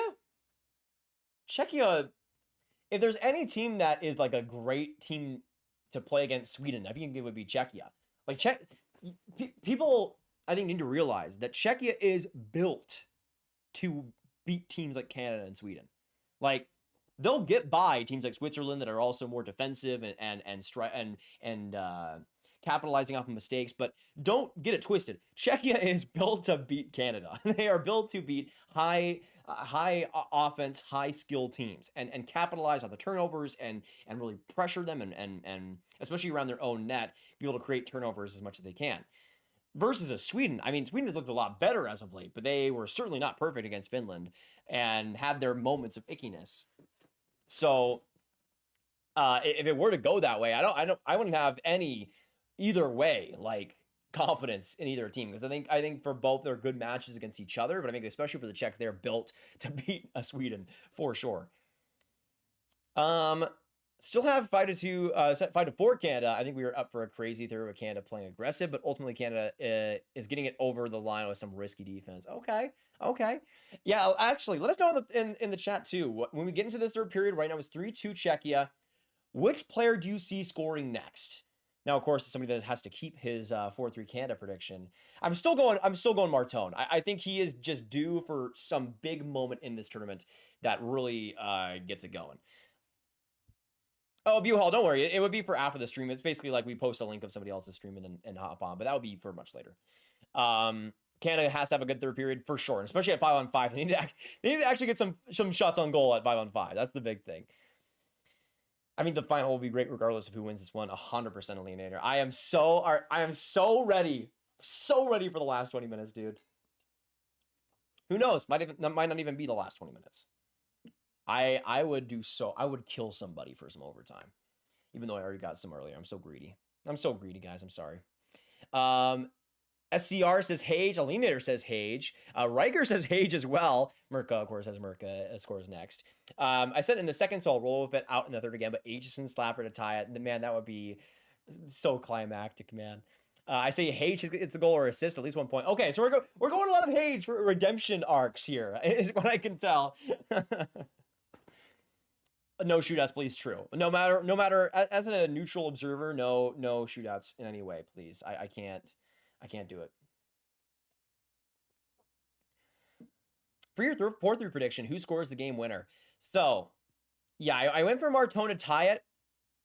I'm thinking like some dark horse. Like I'm thinking like a Cole Reshny to get the game winner. Though if it's in overtime, obviously you have less players actually out there. So maybe Reshny wouldn't even be out there. I don't know. I'll say this. If it ends in regulation, I'm going to say Reshny gets the game-winning goal. If it goes into overtime, just because I think he'd be out there for face-offs, I would say like a Cole Baudouin or something, or like a Sam O'Reilly.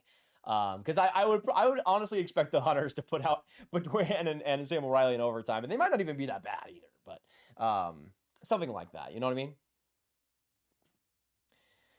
Don't know if the guys are allowed to check their phones during the intermission, but I hope every family member is saying play faster. Yeah, I wouldn't think so, Taylor, and especially not in a game like this, but I'm sure they're trying to. Yeah, the shootout for Sweden versus Finland was amazing. I'm pro shootout more times than not, but also if it's like gold medal game, Stanley Cup final, like I wouldn't ever want that. But I just think shootouts are kind of fun. And at the end of the day, I think people take it a bit too seriously. This is just a game at the end of the day of shooting pucks on goaltenders. And yes, it is a skill competition, but also I think it's fun sometimes. And that one was certainly good with how good the goaltenders were. If it's a power play, it's probably going to be McKenna. Interesting. I mean, he's only scored against Denmark. Even if it is on the power play, a lot of his points have come on the playmaking side. So that'd be interesting. I mean, McKenna just hasn't really shot much at all. And he had that one chance that went a bit high, but that was pretty much it. If it does go into overtime, Czechs defense and offense is so good at 5-on-5, we might be cooked. Yeah, I don't know. It's going to be fascinating. It's going to be fascinating. But the third period is about to start, ladies and gentlemen. Hit that like button. Hit that subscribe button if you're enjoying the energy. Say hello in the chat. Lock in your score predictions. Let us know who scores next. And we are about to get underway with the final 20 minutes, or potentially more, of the semifinals. What a game it has been so far. What a day of hockey this has been. This is what the World Juniors is all about. Canada gets it into the Czechia end to start out the third period. Good pressure already, and Aitchison's shot goes a bit wide, and now the Czechs are able to get it out. Nestor Sill in the neutral zone, trying to push it forward. Good work there, but the Canadians end up dumping it out and back to Orgelock in his own end. Yeah, is Mirka gonna actually do something? If Mirka does do something, I think Mirka Enjoy is gonna blow a gasket. Sakura, good work. Driving the net.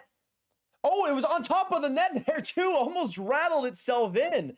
But stays out of the net. Now Porter Martone with some speed gets it up the ice. He'll find Tija Ginla dancing around. Good play by Galvis, though. Exceptional skating with his edge work to get it out. And now the Czechs come right back up. Banaka shot. That one high. Trying to get it out there was Misa. Good speed, but lost it. And now Mirka up the ice. And offside for Czechia. Man, what a chance there for Banak. Crazy. Do you think McKenna will be in the NHL next year? I don't think he should, especially if he doesn't go first overall. I don't think he is.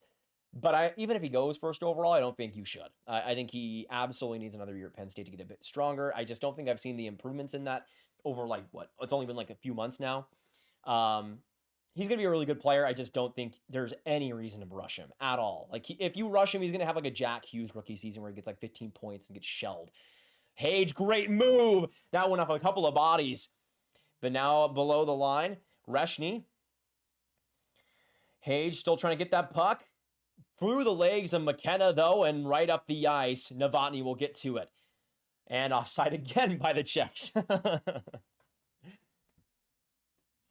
Let's see. If the Czechs win, their goalie has been incredible so far. MVP of the game as it stands. Yeah, he's been sensational. I feel like O'Reilly has been everywhere this game. Would love to see him find the back in the net. Yeah, he's been really good in this tournament, man. Really, really good. And it just shows the energy and physicality. As long as you have that, you have a lot going for you.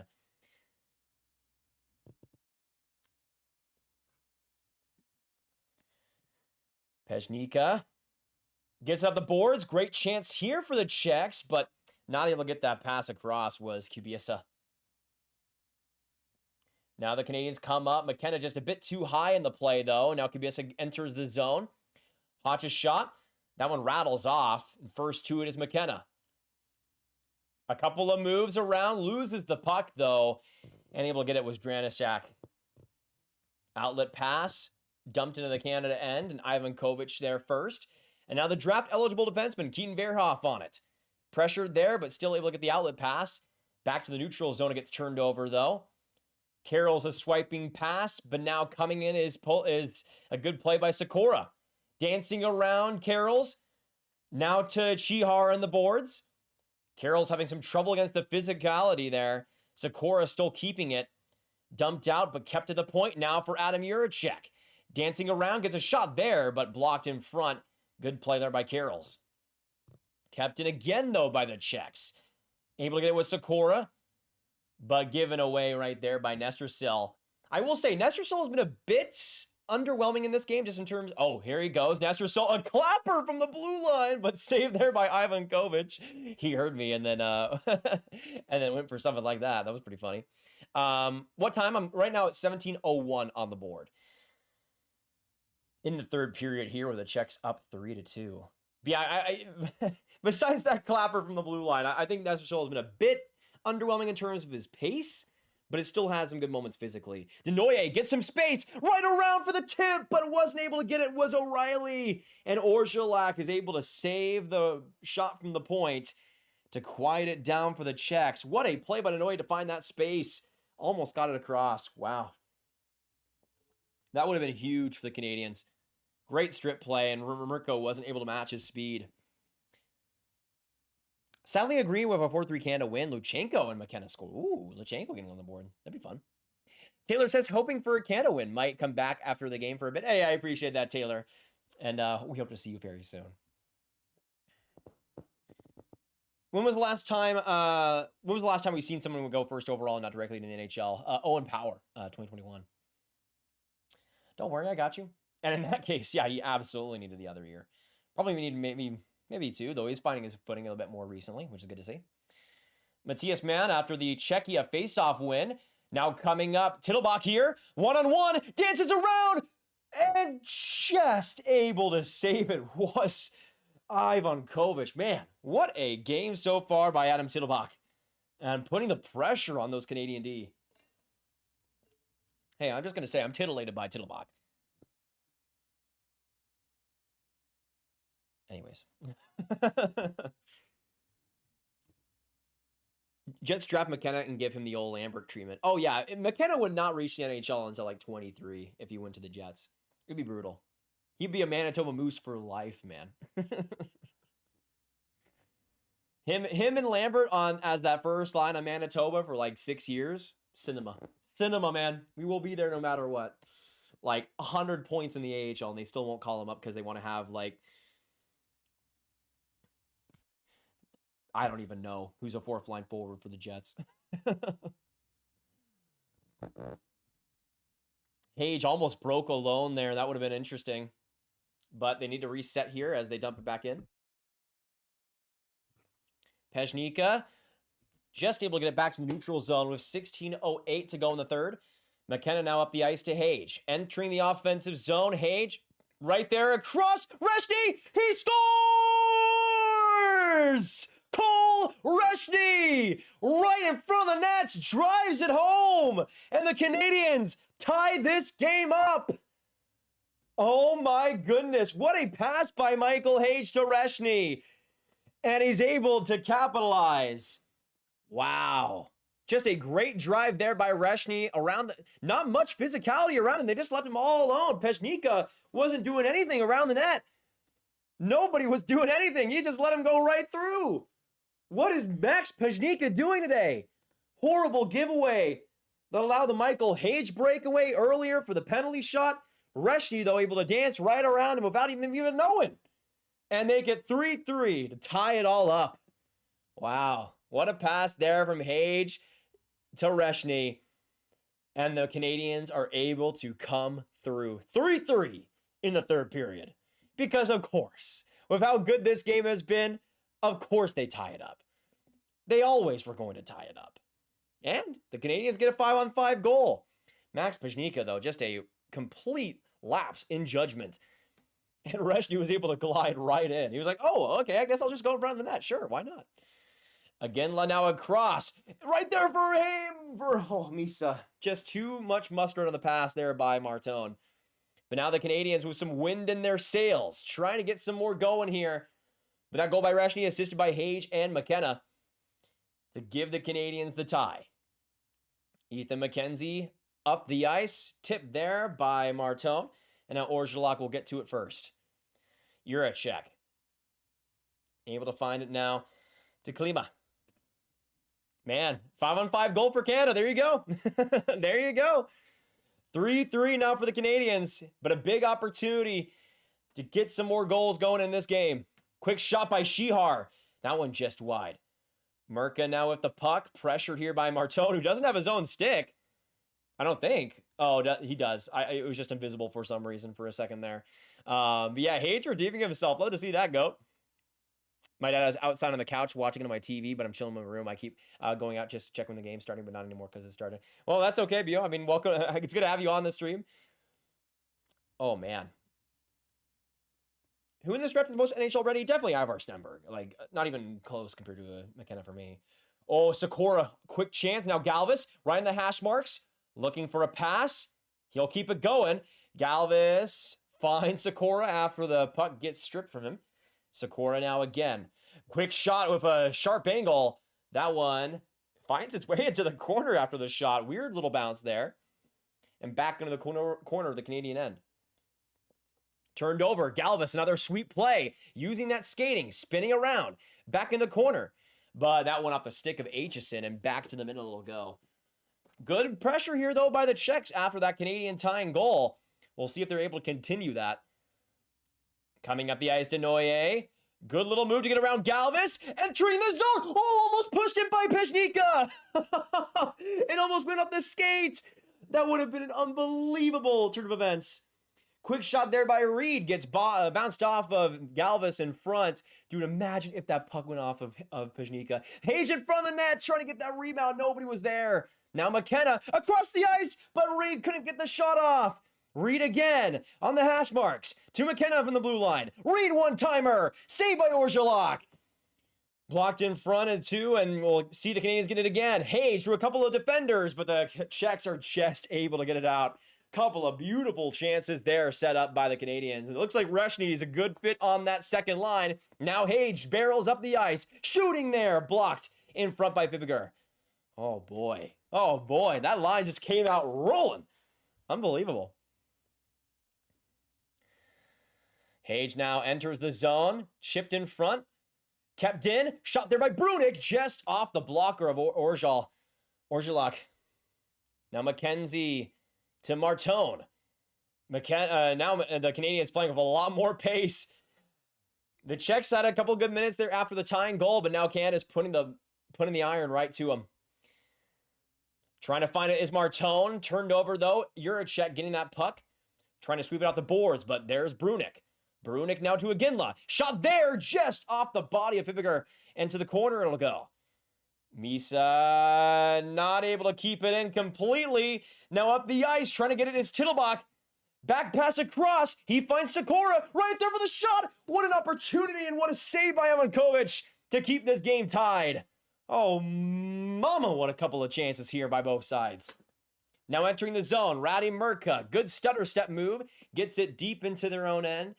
Now again, Adam Novotny. Good work. Now he gets a quick shot there. Rebound in front. But now coming in again. Good chance there by the Czechs. Just not able to capitalize. Yuri Klima. Back to the point. He'll find Murka. Looking for the pass. He'll find it to a good opportunity to Kubesa. But that shot just went just a foot high. Klima now gets some free space. Back to the point it'll go. Mon to Murka. One-timer there blocked. Murka back to the puck. Now across, trying to find Oliki. Oh, almost a quick chance there for Adrenisak. Now for Klima. Trying to put it in front of the net. Whiffed on the pass, but keeps the puck on his stick. Back to the point for Matthias Mann. He shoots it. That one blocked in front. Getting to the puck first is O'Reilly, and he'll get it down into the Czech end. That one, though, waved off for icing. I thought that would have been icing, but I guess not. Interesting. Canada looks way better since tying it, absolutely. But Czechia having a couple of pretty good opportunities here. Yeah, I don't know why was that not icing?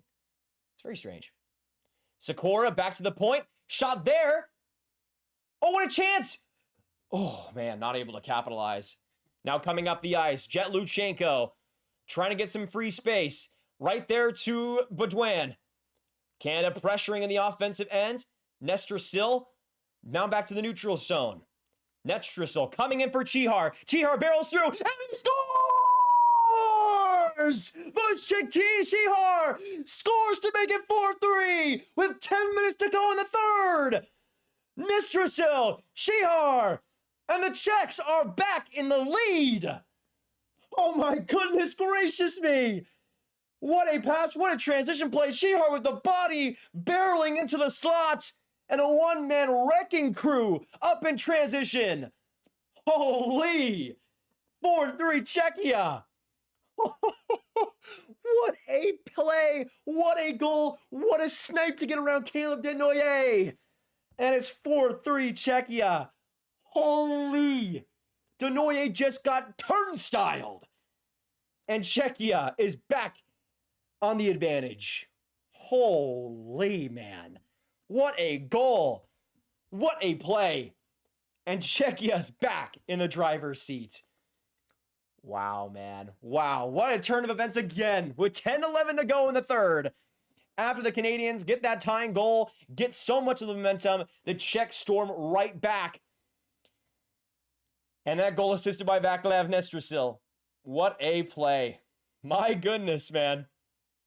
These feisty little Czechs, though not very small. And now with less than 10 minutes to go, Canada back on the pressure point. Quick shot there by Juracek. But a good save by Amakovic to settle things down. Wow. Chihar right in front.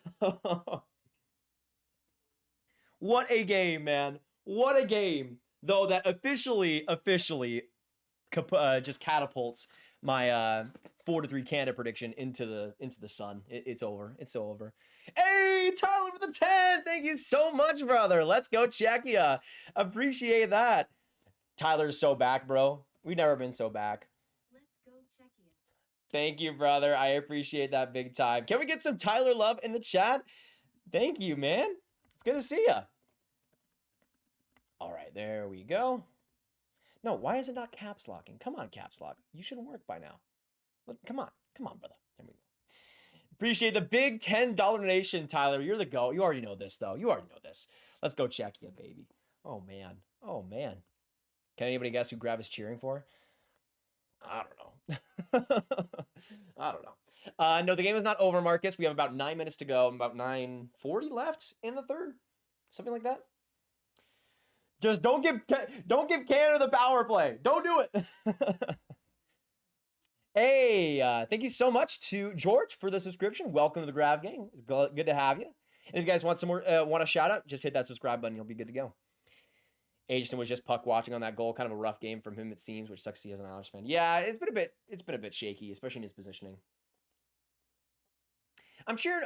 I'm not even really cheering that much for Czechia. I'm just cheering for a great game. But if I were to cheer for somebody, it would be Czechia as an American. But I'm not cheering against Canada or anything. Oh, Tyler again! Thank you so much, Tyler. I appreciate that. Oh my goodness. Haven't been able to stomach it till now after the U.S. lost. Honestly, fair. That's very fair. Quick shot by Czechia. Tyler hype. Let's get some Tyler hype in the chat. My man keeps coming through, no matter what. I love my GOAT. What can I say? Banach.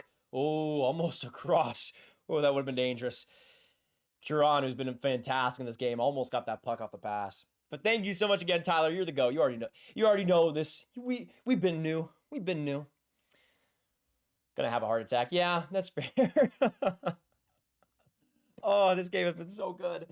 9:15 now left in the third. The Canadians still on the attack here, but a good turnover there. Good play by Adam Novotny, who I think has been spectacular in this game for the Czechs. The takeaways, the physicality, he's been exactly as advertised. Pezhnika, though, has not been as advertised. Gives the puck away, but thankfully Galvis is there to the puck first. Pezhnika battling with Misa for that loose puck here. In a battle as well with Hotch, too. Martonen again also factoring in. Stuck into the boards, wasting more time on the clock here for the Canadians. Czech still keeping it.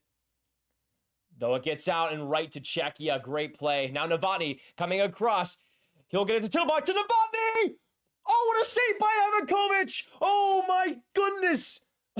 What a save on Novotny! Holy! What a passing play, and almost just out of nowhere coming through. What a save to keep this a one-goal game. Bo, thank you so much for subscribing. I appreciate it.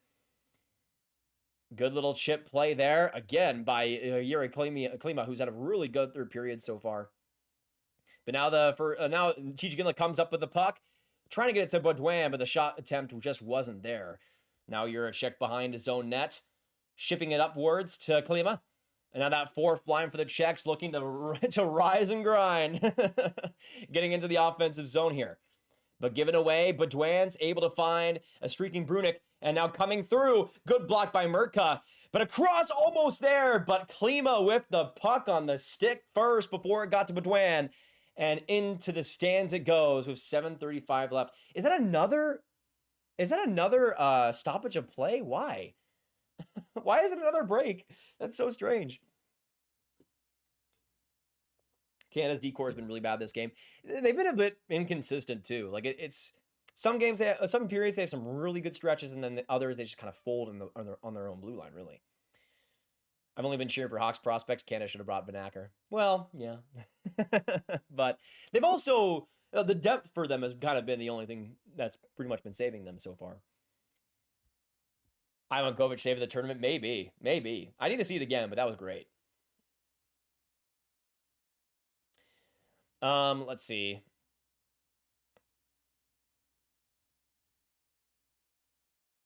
Let's get you on 100 likes, chat. True, we're only 5 away, so hit that like button if you guys are enjoying the energy so far, and are enjoying my coverage. My voice hasn't gone dead completely yet, so I'm very happy about that. Love that. College football rules, TV time at every 4 minutes. Really? I thought wasn't the last one at like 9 minutes though? Or am I going crazy? Maybe I'm going crazy. I'm probably going crazy. That's probably it. When in doubt, I'm probably going crazy. Oh, is there a big delay? I thought it was only a couple seconds. Man, though, what a chance for the Czechs. Good save. I mean, the pressure on that save, too, is insane on Ivan Kovic. Man. Whew. This game just continues to come through. 7:35 now left in the third, and an offensive zone face-off here for the Canadians. Big opportunity to strike here. Baudouin in this third line gets to work on the offensive zone face-off win. Perek, though, gives it away. Chihar to that puck first. Great play to strip it from Reed. And back to the Canadian, and it goes. Chihar just the body, and this first line of the Chihar, Nestrasil, and Sikora, just unbelievable physicality and energy all night, hemming in those Canadian defensemen as long as they can. Good work around the boards there. And now the Czechs come right up. Murka, great chance. Now Chihar to Murka right there in front. Nestrasil the open net, and they can't get the shot across. So many chances. Now Caron right there for the shot, but a big block by Aitchison with the stick. Unbelievable. How did he not get that? How did they not score? Oh, the chance to put it away. Right there. Just a bad pass by Chihar, and then Murka wasn't able to get it across to Nestrasil. Just a sequence of poor timing events here for the Czechs. Man. Aitchison just floating around in his own blue line, just trying his best out there. Oh, Perek's heading to the locker room. That is brutal if he's out for the rest of this game. Somebody that the Canadians would have relied upon on the man advantage with the empty net down late. 6:55 now left. Offensive zone face-off here for the Czechs. Reshny is able to win it. And all the Canadians can do is get it back into the neutral zone as the Czechs sky it back, and Ivan Kovic gloves it down. Aitchison now here as the Canadians regroup. Man, if Perek's out. That'd be insanely bad. Oh my goodness. Yeah, Perek shaken up from a hit along the wall. That would be unbelievably bad timing for the Canadians. Not who you want out at this point in the game. Reshny now along the boards. Back to Danford to absolutely nobody, and now the Czechs come right back up. Here's Banach with the chance, looking for the pass. He gets it across. Right there, another, oh, man. Wraparound play, too. Ivan Kovic able to save it off of the Novotny. Now back to the point. Quick shot there by Banach, but that one goes into the stands. Delayed penalty against Canada? Oh, wait a second here. Is this on McKenna? Oh no, it's on McKenna at the end of the third period. The Czechs will now go on the power play with 6:05 to go in the third. Brutal timing. Oh my goodness. Yeah, he just cross-checks Galvis in the head. What are you doing, Gavin? What is wrong with you? just right in front of the ref too. Like not even trying to hide it, not even trying to get away from it. Just like right there in front of the net for everybody to see. Gavin McKenna, a clumsy mistake. And I guess they'll be talking about this, but that has to be a penalty, right? And just after the whistle to Galvis in front of the net, McKenna just comes in and just cross-checks him in the head. What are you doing? The play is dead. Oh. Or I guess the play wasn't dead, but still, oh, man. I could not think of worse timing. I could not think of a less effective play than to try to just take Galvis out. Not even putting on any physicality, just cross-checking him in the head. And it's under review, I assume for a major. And thank you so much, Leia, for the 269. Oh, I think they're discussing 2, 4, 5 minutes. But thank you so much, Leia, for the dono. Let's get some hype in the chat for you. But yeah, it's under review right now. I'd assume they're challenging for more. If this is more than 2 minutes, if this is more than 2 minutes with 6 minutes to go in the game, are you kidding? Unbelievably bad timing if that's the case. Wow. This is going to get real interesting because this game is now really on the line. If Czechia gets a 5-minute major in this somehow, or even a 4-minute, that's you only have a third left if you're Canada. Heaven forbid if it's a 5-minute major, you only have 1 minute and 5 seconds left. Gavin McKenna. Oh man. Okay, 2 minutes. Okay, Canada escapes absolute catastrophic levels. It'll only be a 2-minute penalty for cross-checking, which I'm a bit surprised by. But at this point in the game, what a massive call to make. And the Czechs will now go on the man advantage with 6 minutes to go and up by 1. What a boneheaded decision by Gavin McKenna. Even if it's not more than 2 minutes, that is brutal, brutal timing. Holy, man. Holy. Czechs win the opening face-off. Back to Juracek. He'll find Fleecegerald on the blue line. I'm surprised Mirka's not out there on the first power play, but sure. Fleecegerald now with 6 minutes to go. Back to Juracek. The Czechs will play this pretty slowly and patiently here. Now Juracek around his own hash mark. Down and deep. Now to Juracek again. Stutter stepping, trying to find some space here. He'll get it back to Fleecegerald. Now right there to Chihar. Big shoulder save by Ivankovic. And another opportunity by Juracek, and he saves that as well. And the Canadians get it down the ice with 1:20 to go. Oh, man. Crazy timing, man. Oh, was that too many men? Was that too many men? Oh, no. Oh, no, you did not, Czechia. No, you did not. Was that too many? I thought I saw somebody going out and then somebody, like 2 guys. No, you did not just do that. Was it too many men? Oh my gosh, it actually was. That's crazy. Czechia, what happened? What is going on in this game? Too many men, 2 penalty shots. Sure, whatever. Maybe, sure, at this point, might as well, right? What is going on? Czechia, you had the driver's seat. All you had to do was not screw it up. And now, 1:12 to go on the 4-on-4. Too many men against Czechia. And the Canadians will not just as well get 40... Not just as well, they'll be able to get 48 seconds of power play time. They're going to have Gavin McKenna coming off the ice once this power play is over. Once this 4-on-4 is over, which is exactly what you want to have. Face off now in the Czech end. Martone to Zane Perek. And I think face off violation. I don't know what happened there. Is it another penalty? Is it another penalty? No. No. No, no, no, no, no, no, no. For face-off violation? Oh, no, he got the... Did he get the skate on the puck? Is that what the... Oh, his hand pass. He tried to play the puck with his hand? Oh, Misa. Oh, no.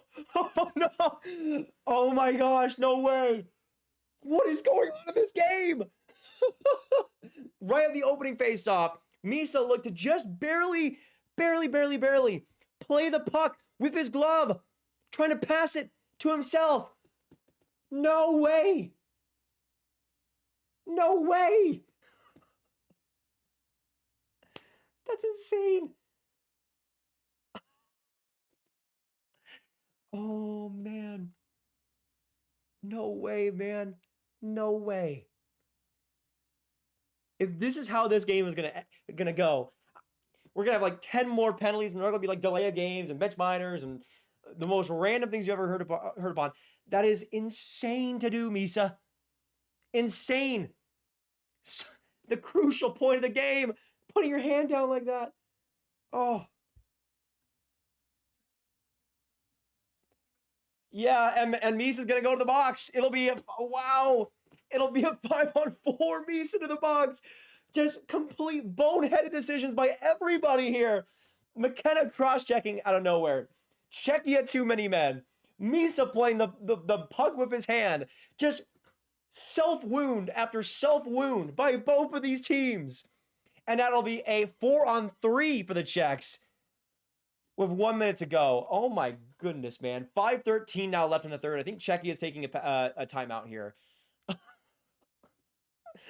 is going on? What is going on?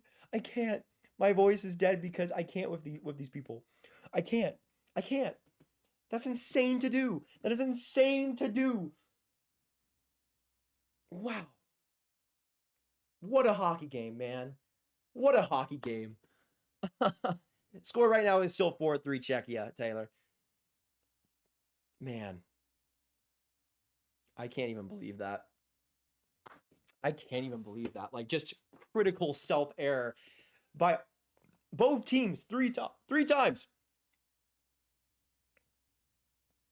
3 times in like a row. We got like a second of that 4-on-4.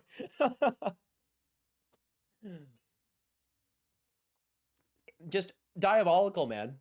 Diabolical. I can't believe it. I can understand how rotations get messed up, but why would you ever do that when you know there's a penalty every single day of the week? It's just, I can't. Misa, man. Misa, you were supposed to be the golden child. You were supposed to dominate this tournament. You were supposed to do this, brother. So it looks like it'll be a 4-on-3, right? For like 1:13, with about 5 minutes to go, 5:50 to go in this third period. Jeez, man, I can't even with this game. I can't. It's been too crazy. But now Galvis on the blue line gets it across with 5:05 to go. Galvis across. Coming in is Sakura, right in front, Chihar, but good save by Ivan Kovic, getting some revenge for that 4-3 goal. 53 seconds now left in the 4-on-3 for the Czechs. And about 5.5 now left in this third period. Jeez, man. If you guys are enjoying this stream, hit that like button, hit that subscribe button. This is going to be a hectic end to this semifinals matchup. Now 4:58 left now. Canada gets the puck off the face-off, and down the ice it'll go. Big clear there for the Canadians. And now Orgelat gets it to Thomas Galvis. And Galvis, with some good speed up the ice, though doesn't like what he sees initially. Gets it back to Chihar. And he'll get it off the boards to himself. Chihar back to the point. He'll find Sakura. Looking for the shot. Goes right in, bobbles the puck. Still looks for it. Passes it across. Shot there by Kibesa. Good save by Ivan Kovic. 17 seconds now left on the 4-on-3. Sakura, right back again to Chihar. In front of the net. Now to Galvis. Goes for the shot. Big block in front by the Canadians. And 5 seconds now left in the 4-on-3. Galvis back in. Enters the zone by himself. Trying to weave through. Still gets the puck again off of Parekh. My goodness, Galvis. Just continuing to mow down the competition. But Canada's able to get it out. Baudouin now to Gavin McKenna. A 2-on-3 here. McKenna coming through, shooting, and just wide of the net. Looking for his hero moment. Oh my goodness. 4-on-4 now for 25 seconds. Man, what a chance there for McKenna. 3:40 now left in the third. Ladies and gentlemen, it all comes down to this. McKenna now up. He'll find Hage. Striking through, getting a shot there. Big save by Orgelat on the pads. And now quieting down just a little bit. In front of the net is Adam Banach. And back up the ice. Adam Banach on a 2-on-1. He finds the puck across. What a save by Ivan Kovic on Karan. He'll get it back again. Couple seconds left in the power play for the Czechs. Back to the point it'll go. Matthias Mann right there to Banach. Banach across. Oh, what a chance for Karan. And Ivan Kovic the save again. Another couple of chances, but the Canadians kill it off. And right back to go to Michael Misa. Able to make up for his mistakes. He gets up into the offensive end. 2:54 now left in the third. Time is whittling down here for the Canadians as their penalty trouble comes to an end. Martone to Aitchison. Looking through. Shot there by Brunick. Hobbling puck. Rebound. Score! Porter Martone! And it's all tied up. 4-4. The captain comes through. And with 2:41 to go. The Canadians are right back in this game. After we were down in the 5-on-5, 2 back-to-back 5-on-5 goals for the Canadians. The first line able to come with it. Martone right in front of the net for the rebound. He's able to strike it, get past the physicality, and we are all tied up. Just a couple of bounces right in front of the net. Martone's able to make it happen. And 4-4. This game is insane! What is happening? Are you kidding me? Martone is able to come through in the big moments. And we are back to a 4-4 game. My goodness, y'all. What is happening? This is... I can't even understand this. I can't even understand this. Unbelievable. Right at the end, with 2:41 to go, Martone is able to come through in the big moment. Aitchison slap shot trying to get the go-ahead goal here for the Canadians.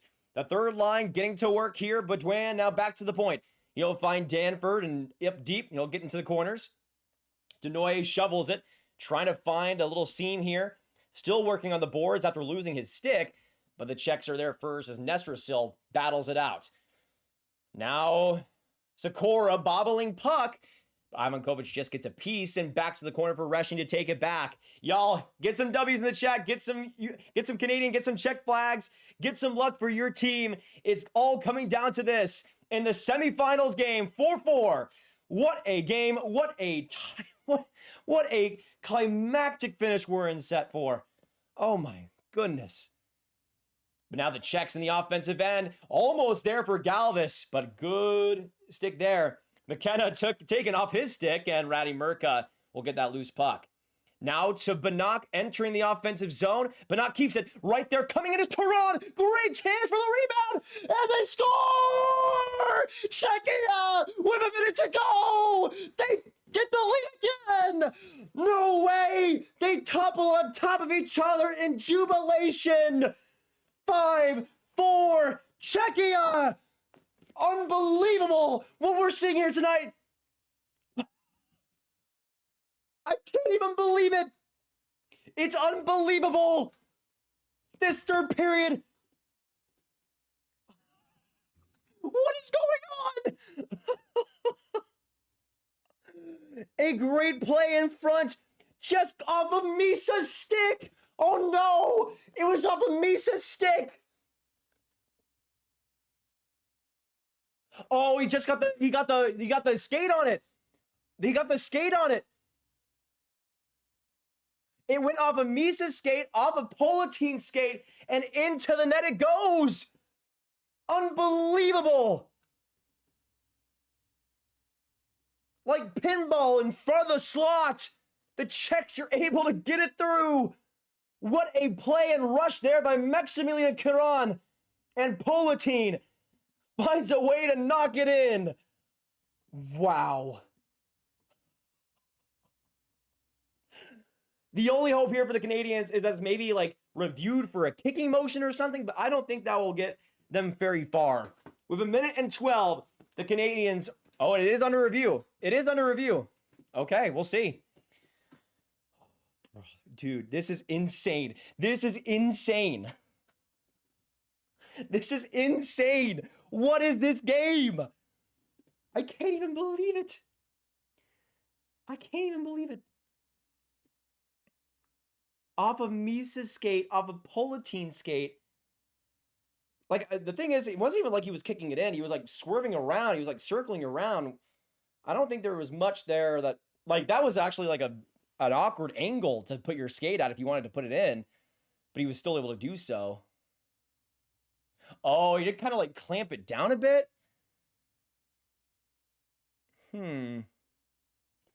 Intriguing.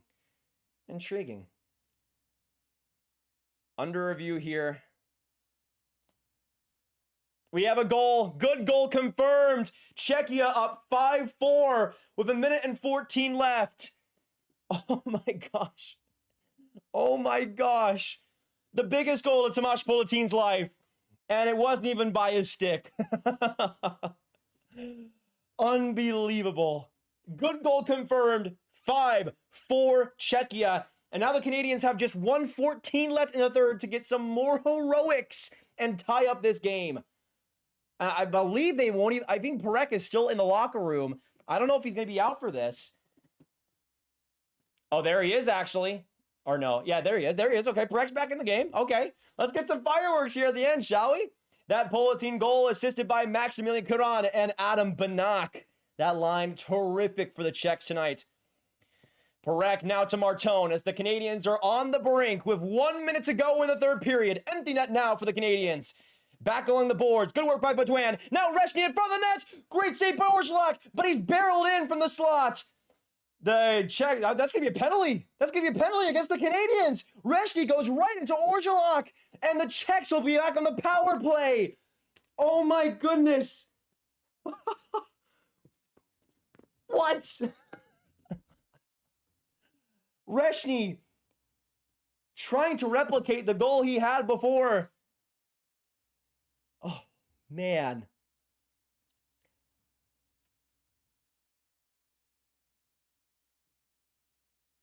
I mean, I don't know. It was a mix of him getting pushed in as well as him also not really doing much to escape that. He also like laid the arm out on him too. Ugh. Brutal blow, man. Let me know, is that a penalty or not, ladies and gentlemen? Because I'm on the fence, because he was sort of pushed in, but he also didn't really do much to get out of it. But a Czech power play now with 53 seconds to go. Goalie interference on Cole Reshny at the critical point of this game. Oh my goodness, man. Insane.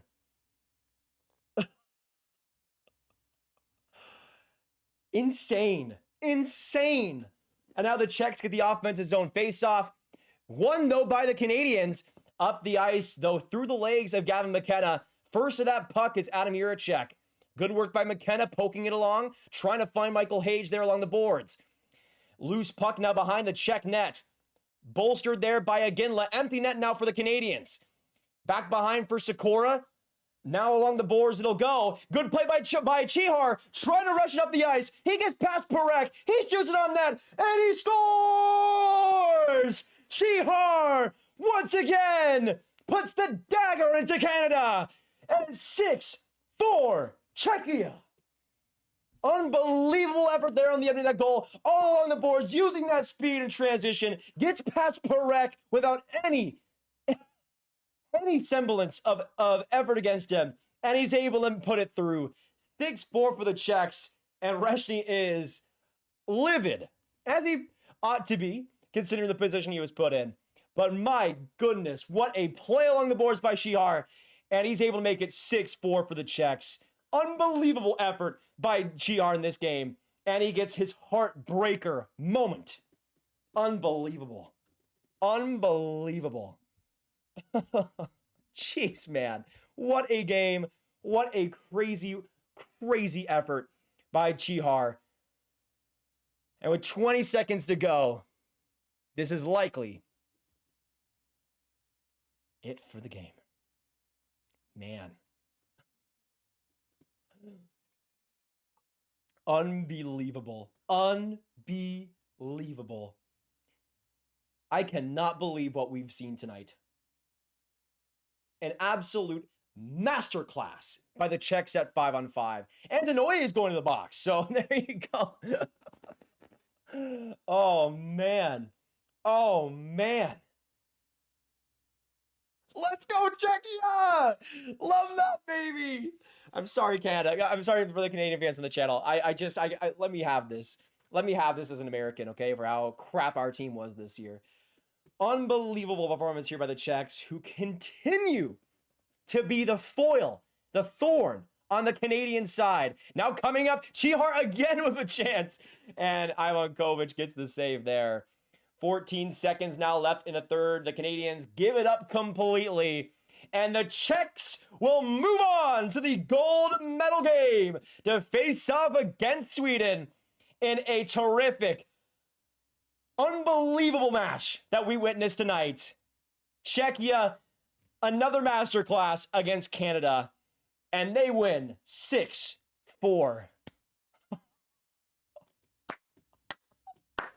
Czechia, to all the Czechs in the chat, I love you guys. I love you guys. What a win tonight. What a performance. Just absolute chaos in that third period. But they were able to keep the Canadians at bay somehow, some way. Crazy. Crazy. In a roster that is one of the best that Canada has ever seen, the best they can hope for is a bronze medal. Hard work, baby. Hard work and goaltending. Thank you, Tyler, for the $10. Let's go. Thank you, Czechia. That was a fair call. USA loves you, Czechia. Are the Czechs at the Olympics? That would be funny. Oh, yeah, absolutely. They're at the Olympics. Thank you for the $10, though, Tyler. I appreciate that a ton. They love you, Czechia. Are the Czechs at Olympics? That would be funny. Yeah, I mean, we'll see if Czechia actually plays Canada, but my goodness gracious. Is this now 3 years in a row that Czechia has beat the Canadians? Is this now 3 years in a row? Jeez, man. Unbelievable. Unbelievable.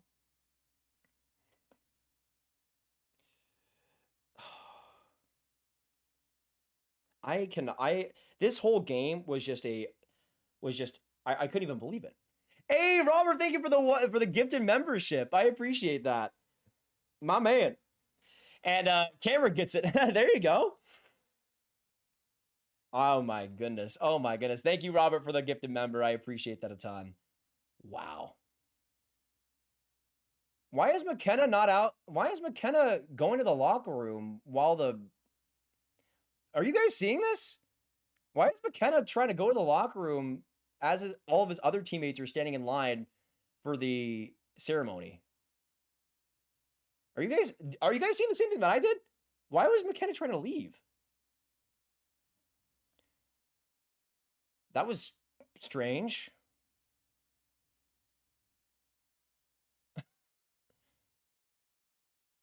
I don't know what was going on there, but very weird. Wow.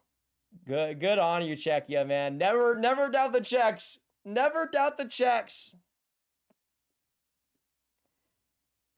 Man.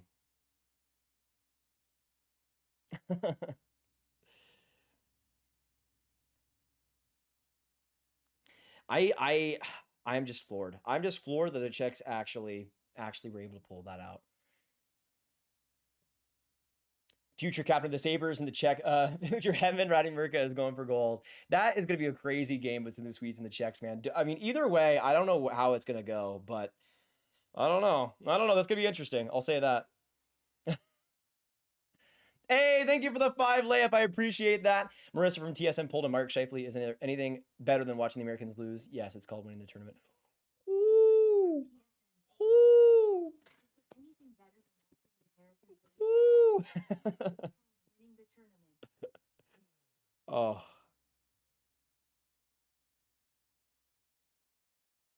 I can't even. I can't, man. Thank you, Riker. I appreciate that a ton. I mean, hey, again, I'm chirping. I'm super happy tonight. The U.S. has no chance at a medal. You guys at least have a chance at a medal for that bronze game, which against Finland, you guys played pretty well against them earlier. So I would assume that probably goes the Canadians' way, but obviously not what they wanted to have. But man, considering the talent that Canada has, I mean, oh, jeez, man. I will just say this. All the U.S. hockey fans, we all knew it was going to be it was a down year for our team. Canadians, y'all roster was kind of insane. There wasn't like anybody that was like big snubs or anything. It was just kind of. I'm just saying. Our down year was a down year. Your guys' down year was. I'm just saying. I'm just saying. Anyways, I appreciate it, Jakob. Thank you for coming in. Is this the most overhyped Canadian team ever? I mean, they had like dominating performances. I think it was just, again, the strengths and the continual improvements in European hockey we're seeing the results right here and right now. To all my Czechs, man, geez, y'all played so good tonight, man. My boys. Oh, I'm so happy. I'm so happy. Oh, what a game. What a game of hockey. What a day of hockey. The Sweden-Finland game was unbelievable. Yeah, so guys, can you guys clarify this for me? Because I don't have the broadcast like audio or anything. Was McKenna trying to leave the ice before the before the medal ceremony? Like, was he trying to leave the ice while his teammates were all lined up? Like that was just very strange to me. Like was that what really happened? Because that's people like rag on like Elias Anderson and his throwing the medal away and stuff like that. Like that's pretty disrespectful if that's the case. I don't know. I don't know. I'm not going to comment on it since I don't really know. Oh, he has a misconduct. He wasn't on the ice. Oh, okay. Okay. So maybe he was a bit confused. That's probably, that's probably what, like the excuse maybe. I don't know. I don't know. That's. I will say this too. I'm obviously there's a bronze medal game left to go. Gavin McKenna. I don't think he was great either in this game. He had his moments certainly and some shooting opportunities, but again, when you're getting into these, I was saying, as I've said before, when you're against physical competition, when you're playing against big, strong boys, where's McKenna? Now he had a good pass like on that blue line, but it wasn't really like. Wasn't anything crazy or anything to get that secondary assist. I'm just saying. I'm just saying. And that penalty was really what spiraled things out of control for the Canadians. Ivor Stenberg is better. I didn't say anything. I didn't say anything. What did I'm not saying anything crazy. No, you're saying crazy. Anyways, what a crazy game. My voice is dead. Like truly dead. So, you know, it'll be interesting. He was trying to get back on the ice, but told to go back in the locker room. Oh, weird. Yeah, I guess I won't hold that against him then. Robert, thank you so much. 5 a.m. I get to get up to school in 30 minutes? 5:30 a.m. I get up to school in 30 minutes XD. 30 minutes? Jeez. Robert, thank you so much for the dono. Can we get some hype from the chat? 5:30 a.m. and this guy is still absolutely killing it. Thank you so much, brother. I appreciate that.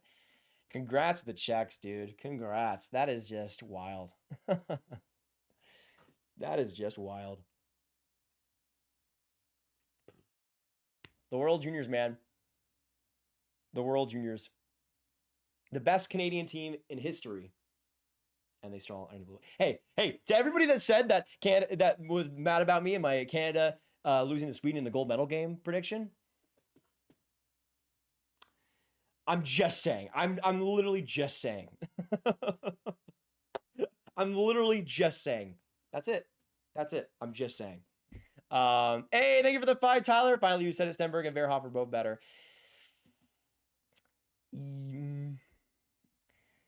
Might be a preview for my ranking video. Thank you for the dono, brother. I appreciate that a ton. Oh my goodness. Wow. What a game. What a game. Thank you guys so much for joining me with this. If you haven't subscribed already, make sure you do so. We're going to be live for tomorrow's gold medal game between Sweden and Czechia. And that's going to be one hell of a hockey game. I cannot wait for that too.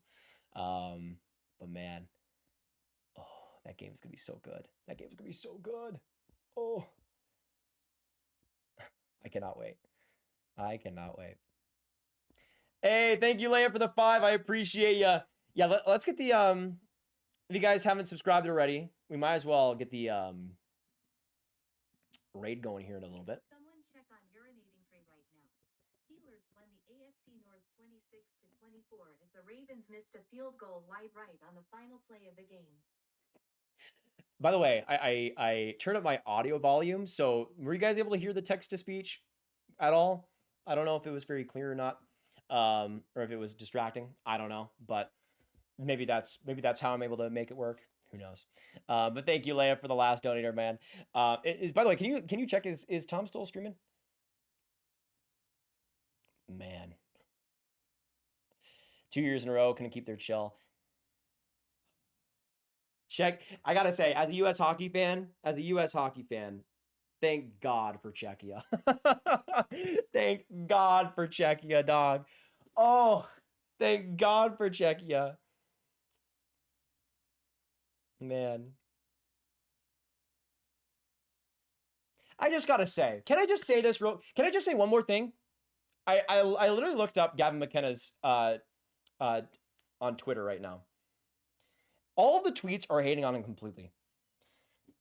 You want to know the number one thing as a response that I had when I didn't have McKenna number one in like my November ranking, whatever it was? How could you not have McKenna number one? He's so sick. He's so good. Like, why would you do that? Stupid. Like, I'm just saying, when you actually watch the games, if you watched Gavin McKenna in the NCAA this year, this result in the tournament would not surprise you in the least. So much power play reliance. He's best against the smaller, less physical competition. He feasts on the opportunities he's given, but doesn't work to get opportunities as much as you'd want. That's who Gavin McKenna is. And he wasn't the Celebrini, the McDavid level player that you were sold on him being. And that's fine. He's still going to be a really good player in this league. But I saw so many people basically just telling me that the reason that McKenna, I'm stupid for not having McKenna at number one, is because he should be at number one. Because they were told he should be at number one. And look, like the first tweet I pull up is Gavin McKenna is a glorified Trevor Zegras. And like, imagine if you said that a month ago, but nothing's changed. McKenna is still the same player, but people didn't watch the games. They didn't care to watch the game. Maybe they didn't have access to it. It's the NCAA. So granted, you're not going to have all the access in the world. I understand that. But like, there are flaws in his game that I've been pointing out for a long time now that just, there's been a disconnect for people. And I am at least glad at this year's World Juniors and people can see who McKenna truly is, for the good and the bad. Because he's not a horrible player. He still is 100% like top 3 for me in my rankings. Like, he is going to be a great, great player. But not in a franchise one. Not somebody that is a slam dunk, uncontested first overall pick. How could you have this? How could you have somebody else at first overall? How could you have somebody else at number one? Like, that's not who we're talking about here. This isn't a Celebrini. This isn't a Bedard. This isn't a Schaefer even. Like, this is a good player who is limited in his game. And I think needs a great center who play drives well to get him there. But there are still going to be issues. He's still going to be very power play reliant, I think, at the end of the day. And that's what you're seeing at this tournament. Now, granted, he can still have a great, great bronze medal game. But what we saw against the most physical, hardworking team in this tournament was that Gavin McKenna was practically invisible. I'm just saying. Now, granted, who I had at number one, Keaton Verhoff, wasn't perfect in this tournament either. But I think there's at least a lot more to go on there and a lot more reasons to believe he could become a number one defenseman with the size, the frame, the anticipation of play. And there are things to work out, of course. But compared to Ravar Stenberg, who I think has played great hockey against the best competition, hasn't dominated against the Denmarks of the world, but I'd rather him play great against the best competition, which is what he's done this entire season in the SHL. But how can 10 million people country can wipe out Canada 3 times in a row? I am so proud.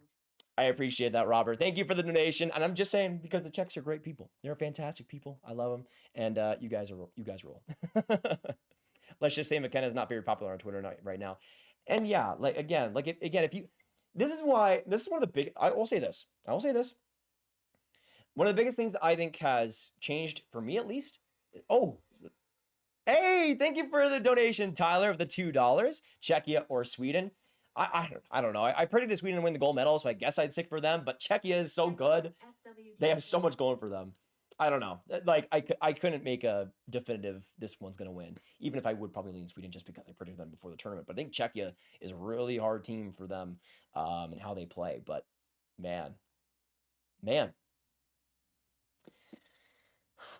I will just say I've been vindicated at least a little bit with how it's turned out.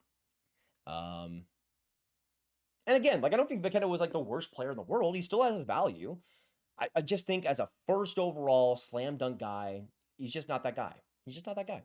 And one of the biggest things I was going to say before the great donation of Tyler, one of the biggest things that I have changed in my draft process is not going into the season. Like, at this point, somebody would have to put up like 300 points in the WHL to be a slam dunk, I'm not going to move this guy for months and months and months into the draft year. One of the biggest things I've learned is that so much changes, so much, especially at the very top. Even if it might seem so sacred, it's not. Like, I heard there were NHL teams that had McKenna off at number 1 heading into the year. Not even like into his NCAA season. There were teams that watched how he played and weren't the biggest fans in the world. And that was from just his WHL play. Like that's it's something where people don't realize that for teams out there, like if you pulled 2 different NHL teams and look at their lists, it wouldn't even be the same language. They are so different and like so all over the board. And I think for people to label somebody like McKenna as this generational force, granted, again, the production was great, playoffs, fantastic, but he was always still a bit of a limited player in terms of the effort level and in terms of what he brought. It was just the point production was so good because he was dominating little tiny guys in the WHL. But it's why at this point, like I'm never going to be like, okay, this guy is an absolute slam dunk no matter what. He's the next McDavid, the next McCarr. He's a first overall pick that will never change in my mind. That's where I think you get into trouble, is where you make statements on guys and you put athletes in placements that might not hold forever, but you hold it as this sacred thing. I don't think first overall is ever going to be sacred for me ever again, because I don't think anybody, especially heading into the year, is at that type of level to be number 1, no doubt. You know what I mean? There's just so much that can happen, especially throughout a draft year, that can change people's minds, that can change with injuries, with play, with teammates, with everything. It's just, I think in McKenna's case, he is kind of failed by the expectations. If he was somebody that hadn't been a dominating force and has done what he did with Penn State, did what he did in this tournament as a draft eligible, I think a lot of people would be pretty cool with him. You'd be like, oh, somebody like maybe could be a top 5 pick, has a lot of offense, a lot of good power play ability. His vision is fantastic. Who's this Gavin McKenna kid? And I don't know. I think in just some ways, I think the expectations kind of got the best of him. You can kind of see it in his play. He feels kind of nervous out there, but I digress. Hey, I appreciate it, Richards. Thank you for the 2. Thanks for mentally helping me out of stress. I got you, brother. I appreciate the donation. Helping me out of stress. Czechia. Love to see it. Thank you for the dono, Richard. I appreciate you a ton. But yeah, just kind of my thoughts there is I don't think that I don't think that people should have any, especially heading into a draft year, any preconceived notions of this guy has to be here or else you're stupid.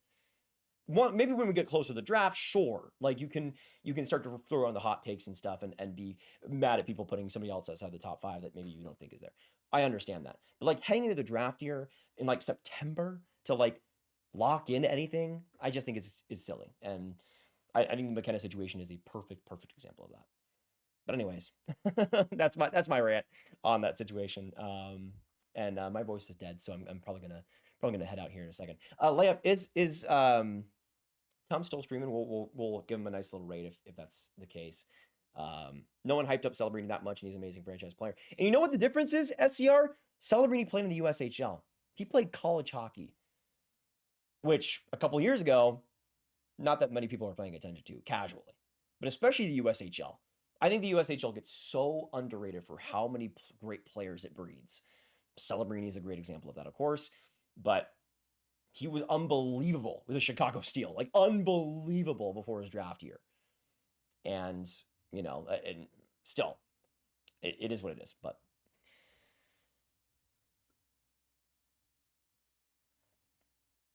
That's why McDavid and Crosby are so rare. Yeah, and if McDavid was in the draft, then yeah, I could see why you'd have him as a lock. But again, I just think like heading into a draft year, it's just so tough to do that to anybody.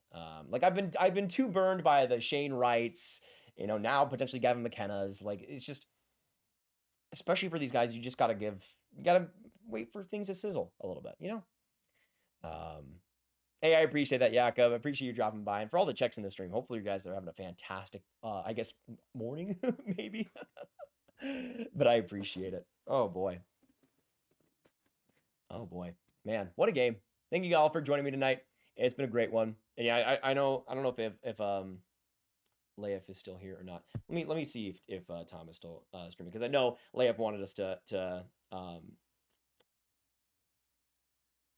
oh, he stopped streaming a little bit ago. Okay, I see. All right, so now that my voice is properly cooked, I better get some sleep. I hope you guys have a fantastic hockey day. We'll be live tomorrow for the gold medal game between the Swedes and the Czechs, so I hope to see you guys there. It's going to be one heck of a game, as both of these teams have proved in these semifinal matchups. But yeah, we'll have a good one, y'all. Have a fantastic night. For my Czechs in the chat, you guys keep staying beautiful, and I will see you in the next one. Have a fantastic hockey day, and goodbye.